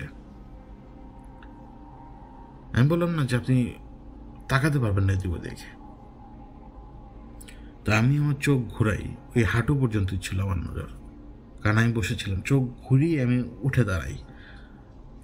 চোখ ঘুরিয়ে উঠে দাঁড়ানোর সময় আমার নজর তো আরেক দিকে, কিন্তু আমি অদ্ভুতভাবে এই মেয়েটাকে দেখতে পাচ্ছিলাম, মানে এই লাশটাকে, মাথাবিহীন লাশটাকে অদ্ভুতভাবে আমি আমার চোখ দিয়ে দেখছিলাম, কিন্তু আমি তাকিয়ে আছি অন্যদিকে। আমার স্পষ্ট মনে আছে যে আমি তাকিয়ে আছি একদিকে, কিন্তু মেয়েটা তো আমার পেছনে, আমার মাথার ঠিক পেছনে। আমি মেয়েটাকে তখনও দেখতে পাচ্ছিলাম, এবং আমি দেখতে পাচ্ছিলাম ধীরে ধীরে ধীরে ধীরে তার শরীরের ভেতরে ওই প্রত্যেকটা লেখা ফুটে উঠেছে। এই লেখাগুলো এবং এই লেখাগুলোর আশপাশের নকশাগুলো আমার জন্য চেনা অনেক কঠিন, অনেক কঠিন, একেবারে যেন একটা অবয়বের মতো ফুটে উঠেছে। এই লেখাগুলো মেয়েটার শরীরের মধ্যে এমনভাবে মানে জেগে উঠেছে, মানে চামড়ার উপরে চামড়া হয়তো নিজেই সে আকার নিচ্ছে লেখার। ওই সময় পেছন থেকে হাসির শব্দ আসে। তো আমাকে এইভাবে বলে যে গোলামের পুত, এই কথাটা বলে আর কি, আমাকে গোলামের পুত বলে একটা লাথি মারলো আমাকে পেছনের দিক থেকে। আমি দেয়ালে যে পড়ছে আমার মনে আছে, দেয়ালের উপরে যে পড়লাম, তারপরে আমার পিঠের উপরে চড়ে বসছে। পিঠের উপরে এমনভাবে চড়ে বসছে, মানে সে সুযোগ যদি পায় সে আমার সাথে দুষ্কর্ম করে ফেলবে। মানে তার অবস্থা ওই জায়গায় ওই রকম, সে আমাকে ওইভাবে চেপে ফেলেছে মাটির ভিতরে। মানে ওইখানে মাটি তো নাই, ওই ধুয়ে ধুয়ে মাটি এবড়ো থেবড়ো অবস্থা চারপাশ, কোনো জায়গায় একেবারে মাথার উপর দিয়ে চলে গেছে, তো কোনো জায়গায় একেবারে লেভেলে আছে এখনো। আমাকে পেছনের দিক থেকে আটকে ফেলেছিল। গোলামের পুত বলে থুতু মারছিল আমার উপরে। তো আমি যখন বুঝতে পারলাম যে আমার ওই যে পোলো, আমি পোলো পরি, তো পোলোটা পেছনের দিক থেকে ছিঁড়ে ফেলেছে। আমি বললাম যে দাঁড়া দেখ গোলাম কাটায় বলে। তো আমি শুধুমাত্র বললাম যে আসো। তো দিগন্ত তারা ভেতরে ঢুকলো। ও তো ঢুকতে সময় লাগে না, তো বাতাস, ও তো বাতাস। আমার এখনো মনে আছে ওই মেয়েলি কণ্ঠে ও কি বললো সেটা আমার এখন স্পষ্ট মনে নেই, কিন্তু ওকে যে তুলে আমি উঠে দাঁড়াতে দাঁড়াতে যে ওরে 5-6 বার আছা মেরে ফেলেছে কয়েক সেকেন্ডে, এইটা ভাইব্রেশনে বুঝতে পারছিলাম, ফ্লোরের ভাইব্রেশনে। এবং দিগন্ত তারা ওকে আছড়াতে আছড়াতে মেরেই ফেলে ওইখানে। মেরে ফেলে কিভাবে জানেন? কিভাবে বুঝলাম মেরে ফেলেছে? ওই অস্পষ্ট যে আলোটা না আমার হাতে, ও পড়েছিল একটা শুটকির মতো বডি, অত্যাধিকভাবে লম্বা, যেটা এই রুমের ভেতরে আটবে না। ও দাঁড়াতেই পারবে না এই রুমের ভিতরে সোজা হয়ে, ও কুজো হয়েও আরামসে চলতে পারবে না এই রুমের ভিতরে, ওকে বসে চলতে হবে। ও এতটা লম্বা, শুকনো একটা বডি, চেহারাটা হচ্ছে কাঠের মতো, লম্বাটা কাঠের মতো, এবং আস্তে আস্তে বেলুন যেভাবে চুপসে যায়, ও ওইভাবে আস্তে আস্তে চুপসে যাচ্ছে, ধীরে ধীরে ধীরে ধীরে চুপসে গেল, একেবারে বিলীন হয়ে গেল। আমি দিগন্ত তারাকে বললাম, এটাকে একটু দেখো বলে আমি তো জানি যে ওই জায়গায়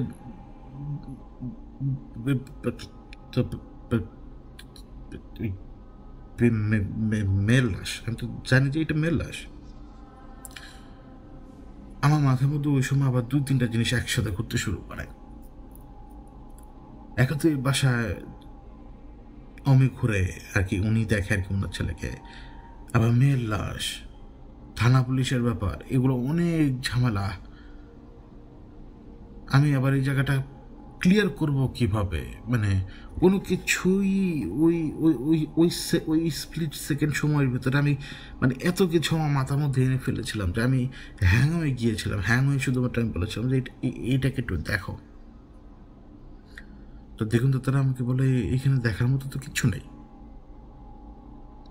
তখন আমি বললাম যে ভালো করে মেয়েটাকে দেখো। তো দেখুন, তারা বললো মেয়ে কোথায় দেখছো তুমি? তাই আমি ইশারা দিলাম, ও বলে এটা মেয়ে না, তুমি ভালো করে তাকাও। ও যতবারই আমাকে বলে তাকাতে, আমি তো তাকাইনি। প্রথম অভিজ্ঞতার পরে চোখের লজ্জা সবচেয়ে বড় জিনিস, আমি তাকাইনি। আমি শুধু বলেছিলাম যে তুমি কি দেখতে পাচ্ছ সেটা বলো। দিগন্ত তারা যে লেখাগুলো দেখলো, এই লেখাগুলো দেখার পরে সে আমাকে এক কথা বলল, পাতালের শয়তান। তাই মুখে জিজ্ঞেস করলাম, পাতালের শয়তান আমি তো এটা আন্দাজও করতে পারলাম, তোমাকে তো আমি এখনো বলি নাই। আমার মনে হয় ওনার ছেলে অমির কবরের ভেতরে মনে হয় কোনো কিছু ঘটছে, নইলে তো উনি অমিকে দেখতো না। দিগন্ত তারা আমাকে বলে কঠিন না, সম্ভব, কিন্তু ব্যাপার হচ্ছে তুমি তখন দিগন্ত তার থেমে যে ধাম করে জিজ্ঞেস করে তুমি কি যেতে চাচ্ছ সেখানে? মানে প্রথমে ও বুঝতে পারেনি, কিন্তু যখন ও থামলো ও বুঝতে পারলো যে আমি আমির কবরের ওইখানে যাব। তো সে এই ব্যাপারটায় প্রচণ্ডভাবে নাখোশ হয়। ওর কথা হচ্ছে যে এই এমন একটা সময়ে অন্য কোনো কিছু নিয়ে যাতে আমরা না ঘুরি। এই মুহূর্তে আমাদের প্রত্যেকের লাইফই ক্রিটিক্যাল অবস্থার মধ্যে। এখন যদি দেখুন, তো তারা কথা হচ্ছে এখন তুমি অন্য আরেকজনের জন্য ঝুঁকি নিয়ে আরেক জায়গায় কেন যাবে, যেইখানে এই মুহূর্তে তোমাকে আমরা সবাই মিলে পাহারা দিচ্ছি। ওইখানে গেলে তো তোমার সাথে কেউ যাবে না। এখন আমি দেখুন, তো তারাকে শুধু এইটুকু বললাম, দেখো এই ছেলে আমাকে ফোন দিয়েছিল, আর আমি যদি আজকে ফোন ধরতাম এই ছেলে মরতো না, এই ছেলে মরতো না। এই যে আমি আজকে এই রুমের ভিতরে আমি আসতাম না। তারপরে আমি ওই দেয়ালের উপরে হাত রাখি, আমি জানি দিগন্ত তারা রাজি হয় নাই, আমি তখনও জানি যে সে রাজি না। আমি তাকে বলি যে দেয়ালের উপর হাত রেখে আমি তাকে বলি আমাকে যেতে হবে। আমি বুঝতে পারি যে ওর লাশের সাথে কিছু একটা হচ্ছে। আমি অনেক কাজ করেছি, তো তুমি তো দেখো নাই, এইভাবে মানুষজন ঘোরাঘুরি যদি করে তাহলে লাশের সাথে সমস্যা হয় দেখি ঘোরাফেরা করে। তখন উপরের দিক দিয়ে যে উঠবো, ওই যে গুলগুলি টাইপের জায়গাটা, যেটা যে কাছের ক্লাস ছিল জায়গা, যেটা আমি ভেবেছি, এখন উঠতে পারছি না, ওঠা সম্ভব না, একটু কঠিন হয়ে গেল আমার জন্য উঠতে পারছি না দেখে, বারবার চেষ্টা করে উঠতে পারছি না দেখে থমকে দাঁড়ালাম। এবং এটা আল্লাহর এক অদ্ভুত ইশারা, এই থমকে দাঁড়ানো। আমি চেষ্টা করছি বের হবার জন্য, কিন্তু আল্লাহ রব্বুল আলামিন ঠিক করে রেখেছেন যে তোর এখনো দায়িত্ব বাকি, ভালো করে দেখ, রোগ খুঁজে বের কর। এটাই আল্লাহর ইচ্ছা ছিল, এই জন্য আমি উঠতে পারিনি। তো আমি উঠতে পারছিলাম না দেখে বিরক্ত হয়ে আমি আবার দাঁড়ালাম এবং এবার লাইটই মারলাম।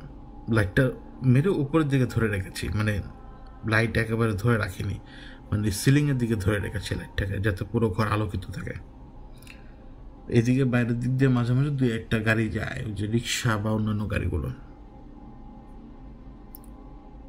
আমি আবার ওই ওই জিনিসগুলোর দিকে তাকালাম। আমি কিন্তু ওই দ্বিতীয় রুমের দিকে একবারও তাকাইনি। ওই যে বললাম না, দেখুন তো তারা আমাকে বলছিল যে এখানে কোনো মেয়ে নেই, কিন্তু আমি মেয়ে দেখেছি, এই জন্য ওদিকে আর একবারও তাকাইনি। ভালো করে এই জিনিসটা দেখতে লাগলাম আবার। এখন তো আলো অনেক, আর একটু ভালো করে দেখতে লাগলাম নকশার পুরোটা। এত সহজে সে জেঠির নাম বলে দিল। জেঠির নাম খুব সহজে বলা যায়, জেঠি, খালা, খালু, মামি, তারপরে মা, এগুলো খুব সহজে বলা যায়। যে ওনারা খুব সহজে ক্ষতি করে ফেললো, এইটুকু তো মাথা মতো আমার আসার দরকার ছিল ওই সময়, আরও আগেই। তখন আসেনি, কিন্তু ওই যে বললাম না উঠতে পারিনি, আল্লাহর ইচ্ছা, তখন আমার মাথায় এলো। আমি আবারও ভালো করে পড়তে শুরু করলাম, এদিক ওদিক পড়তে শুরু করলাম। বলতে কি, নকশার মধ্যে কী কী লেখা আছে সব তো আর বুঝি না।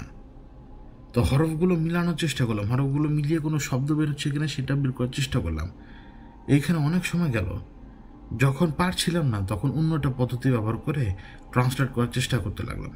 হচ্ছে না, তখন পর্যন্ত মন মতো কোনো কিছু হচ্ছে না।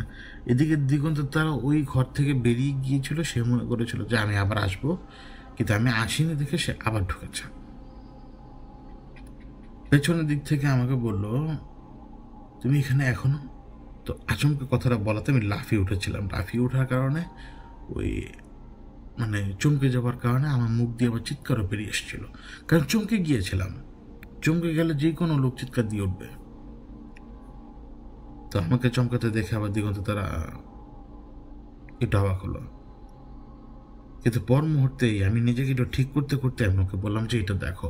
এইটা বলতে ওই শেডের উপরে প্রায় 32টা ঘর ছিল নকশার। কত নম্বর ঘর আমার মনে নাই, কিন্তু সেটা মাঝখানের পরের ঘর, কতগুলো ঘরের পরে একটু কোনাকুনি অবস্থানে। ওই ঘরটা আমি ওকে দেখালাম, কারণ আমি ওই ঘরের ভেতরে অমির নামটা ডিটেক্ট করতে পারি। অমির নামটা আমি শুধু জানতে চাই যে এইখানে অমির নামে কী লেখা, এটা একটু দেখো। দিগন্ত তারা দেখার পরে বললো যে আমি তো বুঝতে পারছি না। মানে এমন না যে সবাই সব ভাষা জানে, এটা তো সম্ভব না আসলে, তাই না? ওই সময় আমার কানে কান্নার শব্দ আসে, কোনো মেয়ে ফুপিয়ে কাঁদছে। কোন দিক থেকে কান্না আসছে জানেন? ওই ঘর থেকে। তো কান্নাটা শব্দটা আমি চাইলেও ইগনোর করতে পারছিলাম না। কান্নাটা কেমন যেন এমন, মানে এই কান্না আপনাকে কিছু জানাতে চায়। আপনারা জানেন যে এইখানে কোনো মানুষ নেই, আপনি জানেন যে এখানে সব এন্টিটি। এই কান্না আপনাকে বোঝাতে চায় যে আয় কিছু দেখ। আমি বললাম না যে আমি দিগন্ত তারাকে বলেছি এটা মেয়ে। দিগন্ত তারা বারবার বলেছে যে না এটা মেয়ে না, কারণ আমি নিজেও যাই না যে কারণ কি দিব। কিন্তু ওই যে কান্না শব্দটা বললাম, যে কান্না শব্দটা আমরা এখন শুনছি, ও শুনছে না, আমি শুনছি। তা আমি সেই মোতাবেক লাইট মারি। একটু ভুলে গিয়েছিলাম যে ওইখানে একটা মেয়ের লাশ আমি দেখেছিলাম। আমি একটা মানুষের পিঠের পেছনের দিক দেখতে পাই, একেবারে কাপড়হীন একটা মানুষের পিঠের পেছনের দিক, এটা সেই মেয়েটার শরীর। কিন্তু অদ্ভুতভাবে সেই মেয়েটার পিঠে অনেকগুলো লেখা ফুটে উঠতে শুরু করেছে, সেই সাথে কতগুলো নকশা, যে নকশার মধ্যে একজনকে দেখা যাচ্ছে সে কোনো ঘোড়া বা এই জাতীয় কোনো প্রাণীর পিঠে বসা, এবং তার হাতে একটা দা বলতে কি, দা না, এটা দা হবে না, এটা হবে ওই হাড়ি কাঠে যেরকম ছুরি ব্যবহার করা হয় এরকম। ওই রকম একটা ছুরি দিয়ে, মানে নকশার মধ্যে আঁকা ওইভাবে একটা ছুরি দেওয়া, ওই লোক ঘোরায়, যেন সে এমনভাবে ঘোড়া চালাচ্ছে, এমনভাবে সে ঘোড়া চালাচ্ছে, সে এখনই সে ঘাই মেরে ফেলবে, খাই দেবে। মেয়েটার পিঠে এই নকশাটা মানে ভেসে উঠেছে, তার সাথে আরও দুটো নকশা, যেমনটা ছিল এটা উপরের দিকে, ঠিক ওইটার ডান দিকের কোণা বরাবর আরেকটা ঘর তৈরি হয়। সেই ঘরের মধ্যে খাবারের জিনিসপত্র রাখা, একজন ব্যক্তির সামনে, যে ব্যক্তির সামনে মানে জিনিসপত্রগুলো রাখা, তার মাথা টাক, তার টাক মাথার পেছনে চুল রয়েছে একগুচ্ছ চুল, যে একগুচ্ছ চুল মানে বড় হয়ে তার কোমর পর্যন্ত এসে, মানে সে যেখানে বসা সেই পর্যন্ত বিস্তৃত, কিন্তু বিস্তৃত হলেও তার চুলগুলো সাপের রূপ নিয়েছে, মানে ফ্লোরে টাচ করার পরপরই সাপের রূপ নিয়েছে। মূল নকশাটা যেটা প্রথমে বলেছিলাম সেটা পরে, এই যে ডান দিকে কোণা বরাবর এটা, বাম দিকের কোণা বরাবর ছিল একটা ব্যাঙ, একটা ব্যাঙ যে একটা মানুষকে গিলে খাওয়ার চেষ্টা করছে, এবং যে মানুষটাকে গিলে খাবার চেষ্টা করছে তার দুটা পা এবং তার পেটের কিছু অংশ এবং হাতের কিছু অংশ বেরিয়ে আছে। পেছনের দিকে ঘুরলাম, ঘোরার পর এখান থেকে বের হয়ে যেতে হবে, বের হয়ে যাওয়া ছাড়ার উপায় নেই। উঠার চেষ্টা করলাম, পারছিলাম না দেখে দিগন্ত তারা ধাক্কা দিয়ে আমাকে উঠায়।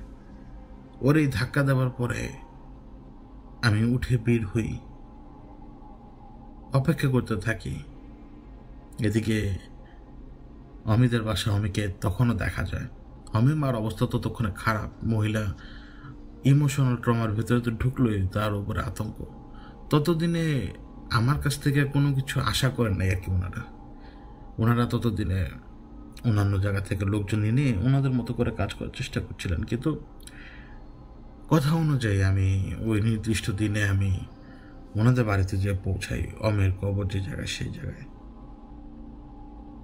সেই রাত এলো, সেই রাত, আর সেই জায়গায় আমি তখন তো আমি একা দাঁড়ানো। ওই দুজন গোরখোদক নিয়ে ব্যবস্থা করে দিয়েছিলেন, তারা বুঝতে পারছিল না তারা করবে কি। প্রথমে তারা ভাবলো যে আমি হয়তো আইনের কোনো লোক, কিন্তু তাদের ভুল ভাঙতে সময় লাগেনি।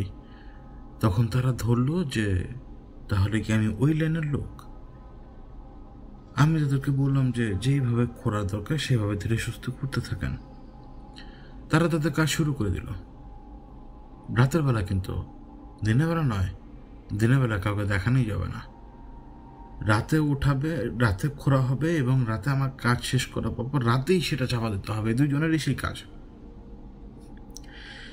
এখন যখন তারা কবর খোঁড়ার কাজ করে যাচ্ছেন নিজেদের মতো করে, প্রথমে উপরের দিক থেকে বিভিন্ন জিনিস যেগুলো ছিল সেগুলো সরালো, তারপরে উপরের মাটি যেটা একেবারে একটু উঁচু থাকে সেইটাও সরিয়ে দিল। সেটা সরিয়ে দিয়ে মানে আগে যখন যেই মাপে কবর কাটা হয়েছিল সেই মাপটাকে ওরা খুঁজে বের করলো, তারপরে ওরা ওদের মতো মাটি সরাতে শুরু করলো। কারণ বেশি দিন আগের তোর কবর না, মাটি তো জমেনি, মাটি ওঠানো একদম সহজ। আমি চারপাশে তাকিয়ে দেখছি সব কিছু।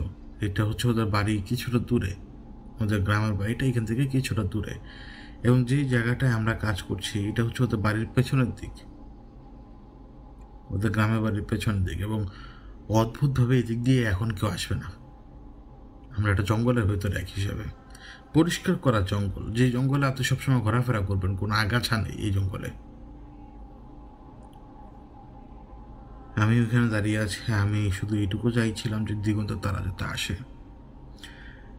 দিগন্ত তারা এখানে এসে পৌঁছাবার আগে একটা অঘটন ঘটে। ওদের মধ্যে থেকে একজন লা ইলাহা ইল্লাল্লাহ বলে ওঠে, এবং বলে ওঠার পরপরই আমাকে একটু ডাক দিল। যখন আমি যাই, মানে আমি দূরে দাঁড়িয়েছিলাম, তাদের কাছ থেকে কাছে গেলাম, লা ইলাহা ইল্লাল্লাহ এটা শুনেছি নিজের কানে। তখনও বলছিল, তখনও বলে বলে থুতু মারছিল চারপাশে। অদ্ভুত একটা কথা সেই ব্যক্তি আমাকে বলে, তা হচ্ছে ওরা খুঁড়তে গিয়েছে এবং লাশের পা কাটা পড়েছে। কাটা পড়েছে কিভাবে? লাইট মারলাম, লাইট মারার পরে ওরা যে কোদাল দিয়ে মাটি পরিষ্কার করছিল ধীরে ধীরে ধীরে ধীরে ধীরে ধীরে, কোদাল নয় ওটা কোদাল না, নাম মনে পড়ছে না। তো সুন্দর করে এটা দিয়ে পরিষ্কার করছিল, তো ওইটা কিছু একটার সাথে লেগে গিয়েছিল, তো হ্যাচকে টান দেয়। স্বাভাবিকভাবে জানে যেটা কবর, এটা কীভাবে তৈরি করা কবর, ওরাই এখানে কাজ করেছিল, ওরাই জানে। কিন্তু হ্যাচকে টান দেওয়ার সময় কিসের সাথে জানি বাজার পরে মনে হলো যে কেটে গেল ওই জিনিসটা। তো একটু স্বাভাবিকভাবে দেখা যায় না, চুপ কর।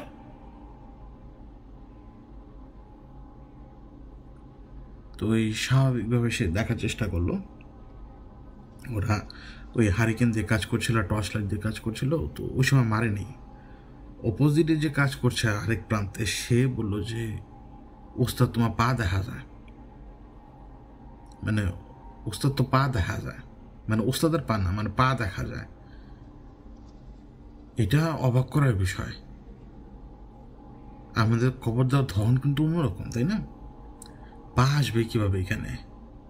সেই হিসেবে কবরের ভেতরে যে লাশ, তার পায়ে মাটির ভেতর থেকে উপরে আসলো কীভাবে?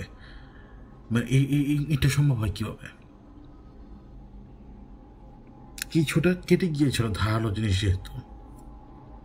তখন আমি বললাম যে তাহলে আগে ধারালো কোনো কিছু ব্যবহার করা দরকার নেই, হাত দিয়ে তাড়াতাড়ি করেন। হাত দিয়ে খুঁড়তে খুঁড়তে এরা নিজেরাই বলছিল যে কবর তারা যেভাবে দেয়, কবর যেভাবে দেই আমরা সাধারণভাবে, কবর সেইভাবেই দেওয়া। এতক্ষণ তো খুঁড়ে যাওয়ার কথা এক পাশ, মানে এটা তো হচ্ছে যে আড়াআড়ি বসিয়ে দেন না বাঁশগুলো, আড়াআড়ি নাকি কোনাকুনি আমি এখন পর্যন্ত বুঝাতে পারছি না। পা কিভাবে মাটি ফুঁড়ে চলে আসবে? পা তো সুন্দরভাবে মাটির ফ্লোরে রাখা, তাহলে কি লাশের পা খাড়া? এবং খাড়া হলেও তা কি ওই যে মাটি ফুঁড়ে ওঠার চেষ্টা করছিল, এই কবর থেকে বের হওয়ার চেষ্টা করছিল? মানে মাটির ভিতরে পা আসবে কোত্থেকে? তো ওই মাটির ভেতরে যেহেতু পা আসলো, ওরা নিজেরা কনফিউজড, আমি নিজে কনফিউজড, দিগন্ত তারা তখন আসলো, সেও কনফিউজড যে আমরা করছি কি। আস্তে আস্তে সব কিছু সাফ করতে করতে ওই লোকেরা বলছিল যে আমাকে হুট করে সে একজন যে ব্যক্তি মানে পায়ের মধ্যে কেটে ফেলেছিল আর কি, তার অগোচরে, সে বলছিল আমাকে এইভাবে বলছিল, ওস্তাদ ঘটনা কি বলেন তো? আমরা নিজেরা কবর দিলাম, মাটি তো শেষ হয় না। আমি বললাম আল্লাহর নাম নিয়ে করতে থাকেন। ওই লোকের নাভিশ্বাস উঠে গেছে একেবারে। 1 ঘন্টা লেগেছে, 1 ঘন্টা লাগার পরে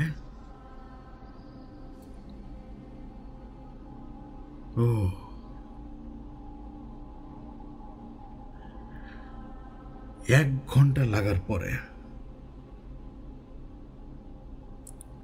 ওই পা তো তখনও দাঁড়ানো, হ্যাঁ, মানে পাটা তো উঁচু করা, যে পা চারপাশ থেকে মাটি সরানো হচ্ছে। অপোজিট প্রান্তে সেই ব্যক্তিও একটা হাত পায়,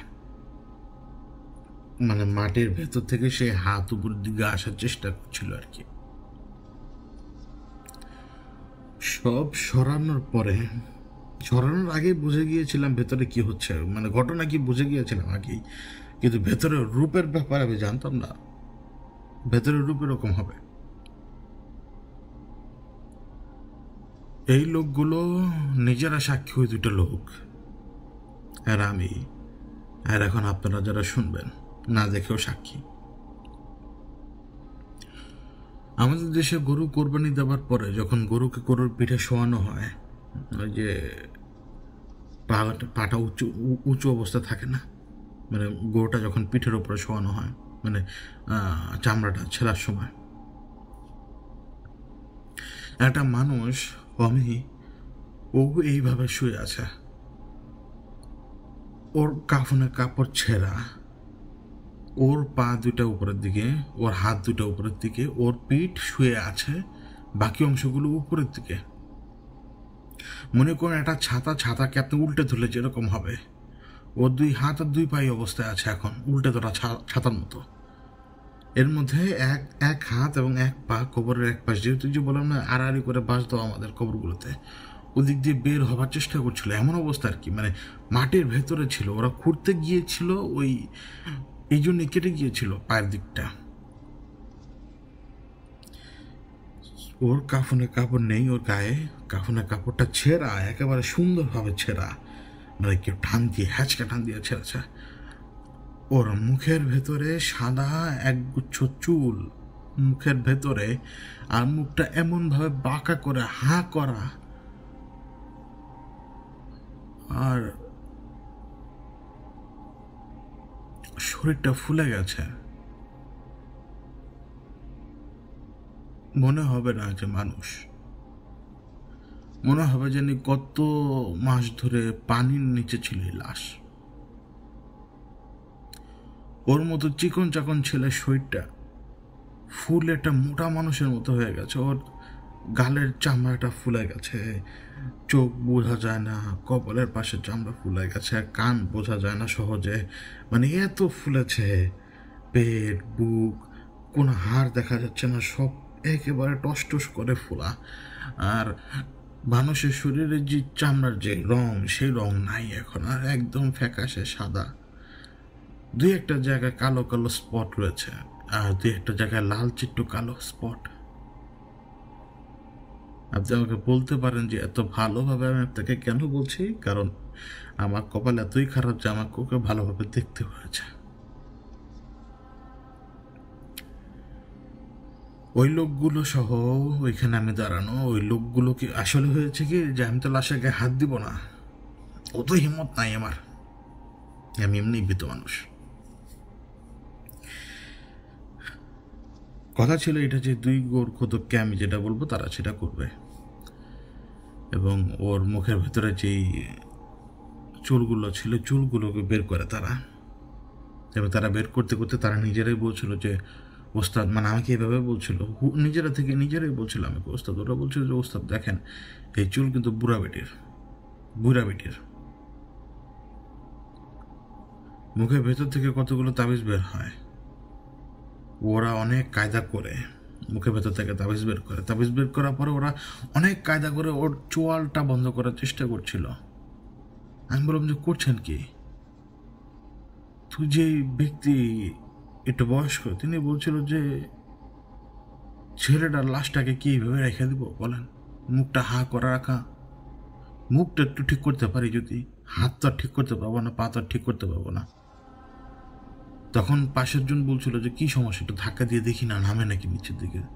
তখন ওই বয়স্ক ব্যক্তি বললো যে নামানো যায়, নামাতে পারবি, কিন্তু নামাতে গেলে যদি পেট ফাটে, এখন মুখ ফাটে, তখন কি করবি?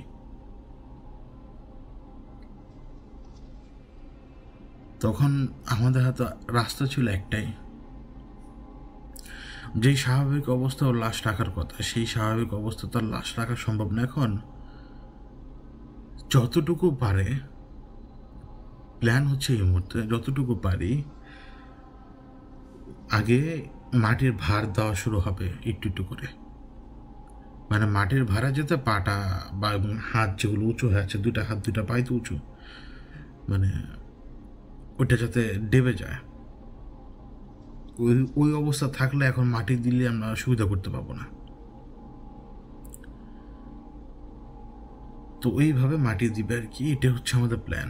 তার আগে আমি চাচ্ছিলাম যে ওর পিঠে কোনো কিছু আছে কিনা সেটা দেখা যায় কিনা, পিঠের নিচে। তো ওই যে বয়স্ক যিনি, তিনি পিঠের নিচে হাত দেন। তো তিনি যখন পিঠের নিচে হাত দেন, তার হাত ফুটে বলতে হাতে কোনো কিছু বিধে, তার হাত থেকে রক্ত পড়তে শুরু করবে, এবং 1, 2, 3, 4 ফুটার মতো রক্ত একেবারে সোজা ওর শরীরের উপরে পড়ে, ডেড বডির পেটের উপরে পড়ে, ফোলা জায়গাটায়। আমি যখন এই কুলক্ষণটা দেখি, এই কুলক্ষণটা দেখার সাথে সাথে আমার মুখ দিয়ে অটোমেটিক বের হয়ে আসলো, রক্ত খেয়ে ফেললি, মানে অটোমেটিক।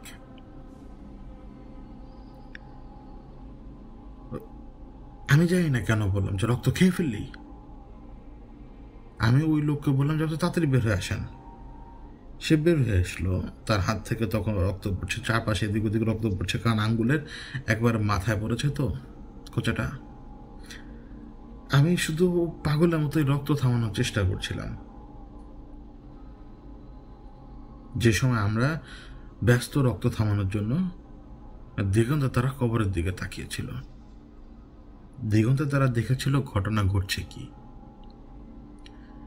কিন্তু সেই কথা সে আমাকে তখন বলেনি, আমাকে পরে বলেছিল। কিন্তু আমি এখন বলি, যে সময় আমরা ব্যস্ত ওই সিনিয়র ব্যক্তিকে নিয়ে, তার হাতের আঙ্গুল নিয়ে, আমি তো জানি দিগন্ত তারা এখানে আছে, সুতরাং সমস্যা নেই। দিগন্ত তারা দেখতে পেয়েছিল বহু দূর থেকে মাটির ভেতর থেকে একটা ছায়া উঠে, ওই ছায়াটা উড়ে আসে একেবারে। দিগন্তে তারা তাকিয়ে দেখছে সেই উড়ে আসা ছায়াটা কবরের ভেতরে যে নামলো, এবং সে কবরের ভেতরে নেমে সে পেটের উপরে কয়েক ফোঁটা পড়া রক্ত ছেটে নিল।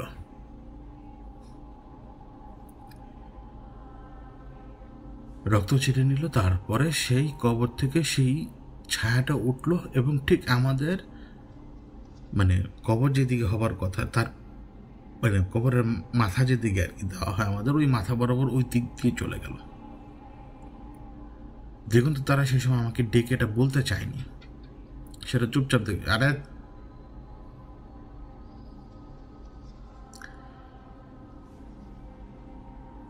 চুপচাপ বলে আর কি, আমাকে আর কি পরে বলে। ওনার হাতের ব্যবস্থা করার পরে যখন আমরা আবার ফেরত আসি, আমার আবার ওই সময় কেন জানি মনে হচ্ছিল যে একটা অন্ধকার অন্ধকার ভাব চারপাশে। আমি ওনাকে বলি যে একটু নামেন, মূল যে কাজ সে কাজ করি, ওর কবরে আর কোনো কিছু আছে কিনা একটু দেখি। তাই আমি ওনাকে অনুরোধ করি, ওই সিনিয়র ব্যক্তিকে অনুরোধ করি, এবং ওনার সাথে যে ব্যক্তি ছিল তাকে অনুরোধ করি যে আপনারা একটু কষ্ট করে হাতিয়ে দেখেন চারপাশ কবরের ভেতরে। তারা দুজন হাতায়, ভালোভাবে হাতায়, এবং ভালোভাবে হাতিয়ে তারা অন্য কোনো কিছু আর পায়নি, শুধুমাত্র একটা পদ্মবীজ পেয়েছিল, বড় বড় পদ্মবীজ। কবর দেওয়া শুরু হয়, ওই প্রক্রিয়াটা তখন শুরু হয়। যে সময় কবর দেওয়া শুরু হয়, ওই যে ওই একই প্ল্যান মোতাবেক ওর পায়ের টাকনু বরাবর আগে মাটি দেওয়া হয় একটু বেশি করে, যাতে করে মানে মাটির বড় বড় চাক দেওয়া হয়, যাতে বেশি করে ওই ভাড়া যাতে পাটা নুয়ে থাকে, এবং হাতেও ওইভাবে চাক দেওয়া শুরু হয়। এবং নুয়ে থাকা অবস্থায় দুজন মিলে ধাম ধাম মাটি দিতে শুরু করলো, সাথে আমিও ঢুকে গেলাম, এবং আমি দোয়া দুধ কিছু করতে পারিনি। ওনারা দোয়া দুধ পড়ছিল, কিন্তু আমার মুখ দিয়ে কোনো শব্দ বের হয়নি। তাবিজগুলো তখন আমার হাতে, এদিকে আমি যে এখন এগুলো আমি সাহেবকে দিব, এটা আমার পক্ষে সম্ভব না। তখন আমি ওই কবর সম্পূর্ণ কমপ্লিট হওয়া পর্যন্ত অপেক্ষা করলাম। আমি শুধু জানতে চাচ্ছিলাম যে আশপাশে কেউ আছে কি না এই তাবিজের মালিক, থাকলে আয়। কিন্তু ওই যে বললাম দিগন্ত তারা কিন্তু দেখেছিল, সে কিন্তু তখন আমাকে বলেনি, বলেছিল পরে, ওই যে ছায়া এসে সেই রক্ত যেটা নিয়ে গিয়েছিল। কেউ আসেনি, কিন্তু ওই সময়টার ভিতরে না আমার অন্তরে একেবারে ভেঙে গিয়েছিল, জানেন। মানে মরে যাওয়ার পরে তো আর কিছু থাকে না এই শরীরের সাথে, না আমার শরীরের সাথে থাকবে, না আপনার শরীরের সাথে থাকবে। তবুও যখন এই অশরীরী যারা, মানে যারা এই দুনিয়ার অচ্ছুত দেখি তো দেখো, তারা ওদেরকে অচ্ছুত বলে। ওরা কেন এই নোংরা কাজগুলো করে আমার এখন পর্যন্ত বুঝে আসে নাই। আমি বুঝি যে নোংরামিতেও তো ওদের একটা ওয়াসওয়াসা থাকে, যত খারাপ কাজ করা যায় ওরা তত বেশি হয়তো খারাপের শক্তি পায় বেশি। হয়তো ওরা জন্মগতভাবেই খারাপ, হয়তো ওরা জন্মগতভাবে জঙ্গলি, হয়তো ওরা জন্মগতভাবে ক্যানিবালিস্টিক। কারণ ক্যানিবালিজম তো ছিল মানুষের ভেতরে, ছিল না, এখনো তো আছে। দূরে দূরে এরকম অনেক ট্রাইব পাবেন যেগুলো এখনো সভ্য হয়ে ওঠেনি, তারা তো আপনাকে পেলে মেরে খেয়ে ফেলবে আপনাকে। দুনিয়াতে এখন তো ক্যানিবালিস্টিক ট্রাইব আছে, যদি ট্রাইব থাকতে পারে তো ওরা থাকতে পারবে না কেন? কিন্তু আমার এখন পর্যন্ত বুঝে আসে না এই রক্ত, এই এই এই এই মানে বিভিন্ন জিনিসের নামে রক্ত, এটা দেওয়া ওইটা দেওয়া, এগুলো করার পরে মানে কিসের সেই ঐশ্বরিক ক্ষমতা তারা পায়, এবং সেই ক্ষমতার এমন কি দাপট, এমন কি জিনিস যে ক্ষমতা আসলে শুধুমাত্র ভয়কে দেখায়, মানে ভয়ই দেখায়, এর বাইরে কিছু করতে পারে না, এর বাইরে কিছু করতে পারে না দেখে দিগন্ত তারার মতো লোকের হাতে মার খায়, আমার মতো লোকের হাতে মার খায়, আমাদের মতো লোকের হাতে মার খায়, আপনার আল্লাহু আকবার বলা শব্দের উপরেও তারা মার খায়। অত কিছু ওদের লাভ কি, অত কিছু ওদের করে লাভ কি? এই যে নাপাকি মানে খারাপ কাজগুলো ওই সময় মাথার মধ্যে ঘুরছিল ওইভাবে গোল চক্কর দিয়ে, অন্তরটা অনেক ভার হয়ে আসে জানেন। আমি আকাশের দিকে তাকিয়ে আছি ওই জায়গা থেকে, আমার পাশের দিগন্ত তারা তখন দাঁড়ানো। ও আমাকে সান্ত্বনা দিচ্ছে এবং ও আমাকে বললো যে এগুলো আমার হাতে দাও। আমি ওর হাতে তাবিজগুলো দিই এবং ও ওর হাতে থাকা অবস্থায় ওগুলোকে ক্রাশ করে গুঁড়ো করে ফেলে, একদম বালুর মতো ঝরতে দেখি আমি, কিন্তু সেই সাথে চুল পড়ার তীব্র বিশ্রী ঘ্রাণ আসে সেখান থেকে। আমার মনটা না একদম ভেঙে গিয়েছিল। আমি দিগন্ত তারাকে বলেছিলাম যে দেখো আমার জন্য, তখনই ও আমাকে আর কথা বলতে দেয়নি, আমাকে থামিয়ে দেয় একদম, আমার মুখ চেপে ধরে, আমাকে কথা বলতে দেয় নাই। এই যে গিল্টিটা, ওই এক ফোন কল ধরলে অনেক কিছু বললো তো, তাই না? অমিকে আর দেখা যায় নাই বাসায়, অমিকে দেখা যায় নাই, জানি না কেন। শুধু আমার কাজ ছিল ও লাশটাকে নাপাকি থেকে মুক্ত করার। নাপাকি থেকে মুক্ত হয় কি হয়নি আমি জানি না। আমার মনে আছে যখন আমি এই যে লাশ যখন রাখতে হচ্ছে আমাদেরকে, আমাদের যে সার্কামস্ট্যান্স, তখন লাশ তার গোসল দেওয়ানো সম্ভব না উঠিয়ে, আমি আমার সাথে থাকা পানি দিয়ে দিয়েছিলাম দুই একটা জায়গায়, যে জায়গাগুলোতে একটু মরা লেগেছে বা কোনো কিছু, একটু পানি দিয়ে দিয়েছিলাম যাতে ধুয়ে যায়। এবং আমরা অনেক দূর করেছিলাম। আমরা জানি যে এই লাশের রু আর এখানে নাই, এই রু আল্লাহ রাব্বুল আলামিনের কাছে চলে গেছে। এই লাশ এখন আল্লাহ চাইলে এই জমি খেয়ে ফেলবে অথবা এই লাশে পূর্বী থাকবে, আল্লাহরই ইচ্ছা। লাশের কি মর্যাদা, আবার চলে গেছে সব, দাফন করে দেওয়ার পরে যদি শিয়াল কুকুর টেনে তুলে, ওই কিসের মর্যাদা সেখানে? আর আবারও সে ধাক্কা দিয়ে লাশ ঢুকিয়ে দিতে হবে আমাদের, তাই না? তো অমিকে আর দেখা যায় নাই। অমির বোনের একটু সমস্যা হচ্ছিল, ওইটাও ধীরে ধীরে ধীরে ধীরে কেটে যায় পরে। অমির বোন বারবার অমিকে দেখতো, ও দেখতো ওর ভাই গলায় ঝুলে আছে এবং গলায় ঝুলে থেকে বলতো যে আপু আমি তোকে বাঁচিয়ে দিয়ে গেছি, মানে তোকে বাঁচিয়ে দিয়েছি। আমি একদিন এই ব্যাপারটাতে এত বেশি মানে পাগলের মতো অবস্থা হয়ে গিয়েছিল আমার, যে আমি কাঁদবো না হাসবো, আমি কি করবো বুঝতে পারছিলাম না। ওই যে একটা ফোন কল না ধরার যে অশান্তি, আমি মানুষকে ইগনোর করি, মিথ্যা কথা বলে লাভ নেই, কিন্তু মাঝে মাঝে দুই একটা জিনিস না ওই যে একেবারে বিস্ফোরণের মতো গেঁথে যায়। আমি দিগন্ত তারাকে বলেছিলাম আমি যদি ওই ফোনটা ধরতাম, ছেলেটা আজকে চোখের সামনে থাকতো, আজকে জীবিত থাকতো। আরে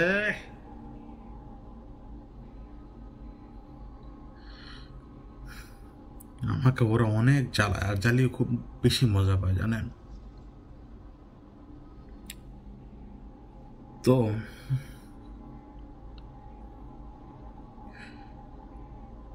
অন্তরে ভারের কথা কি বলবো, আমার এখনো মনে আছে ওর বুকের উপরে, ওর লাশের বুকের উপরে লেখা ছিল ওই জানোয়ার, যে জানোয়ারই কাজ করেছে, এই লাশকে ওই জানোয়ারের নামে উৎসর্গ করা হলো, ওই জানোয়ার যাতে এসে এই লাশকে ভোগ স্বরূপ গ্রহণ করে, এটা লেখা ছিল ওর বুকের উপরে। এটা লেখা ছিল হিন্দি ভাষায়, আমি চিনতে পারিনি, দিগন্ত তারা চিনতে পেরেছিল। তখন ওটা মুছার কাজ কিভাবে করবো আমরা? তো আমি তখন মাটি আছে না, মাটি মাটি গলিয়ে, পানি দিয়ে মাটি গলিয়ে ওইখানে লেপটে দিয়েছিলাম। কিছু তো করা লাগবে, বলেন কি করব বলেন? ওইখানে মানুষ হচ্ছে আমি একজন আর দুজন গোরখোদক, পুরো দুনিয়াকে জানাবো সম্ভব?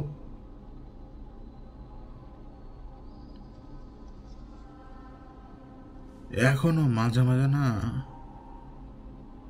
কেমন জানি লাগে, মনে হয় যে এই যে ভারগুলো আমার উপরে কাজ করে, এত এই যে এত কষ্টের মধ্যে আমি মাঝে মাঝে যে ডুবি, এগুলো তো আমার কর্মের ফল। আমি যদি এই ফোনটা ধরতাম, অন্তত ওর মুখের কথা তো জানতে পারতাম। ওর মুখের কথা তো আমি জানতে পারি নাই। ছেলেটা বুদ্ধি করে ডায়েরিতে লিখে দিয়ে গেছিল। হয় কি, আমরা বান্দারা মাঝে মাঝে বুঝি যে আমাদের হাতে রাস্তা নেই, বা আমাদেরকে কেউ বিশ্বাস হয়তো করবে না, বা যাই হোক, অদৃশ্যের তো একটা লিখন আছে, তাকদিরের তো একটা লিখন আছে।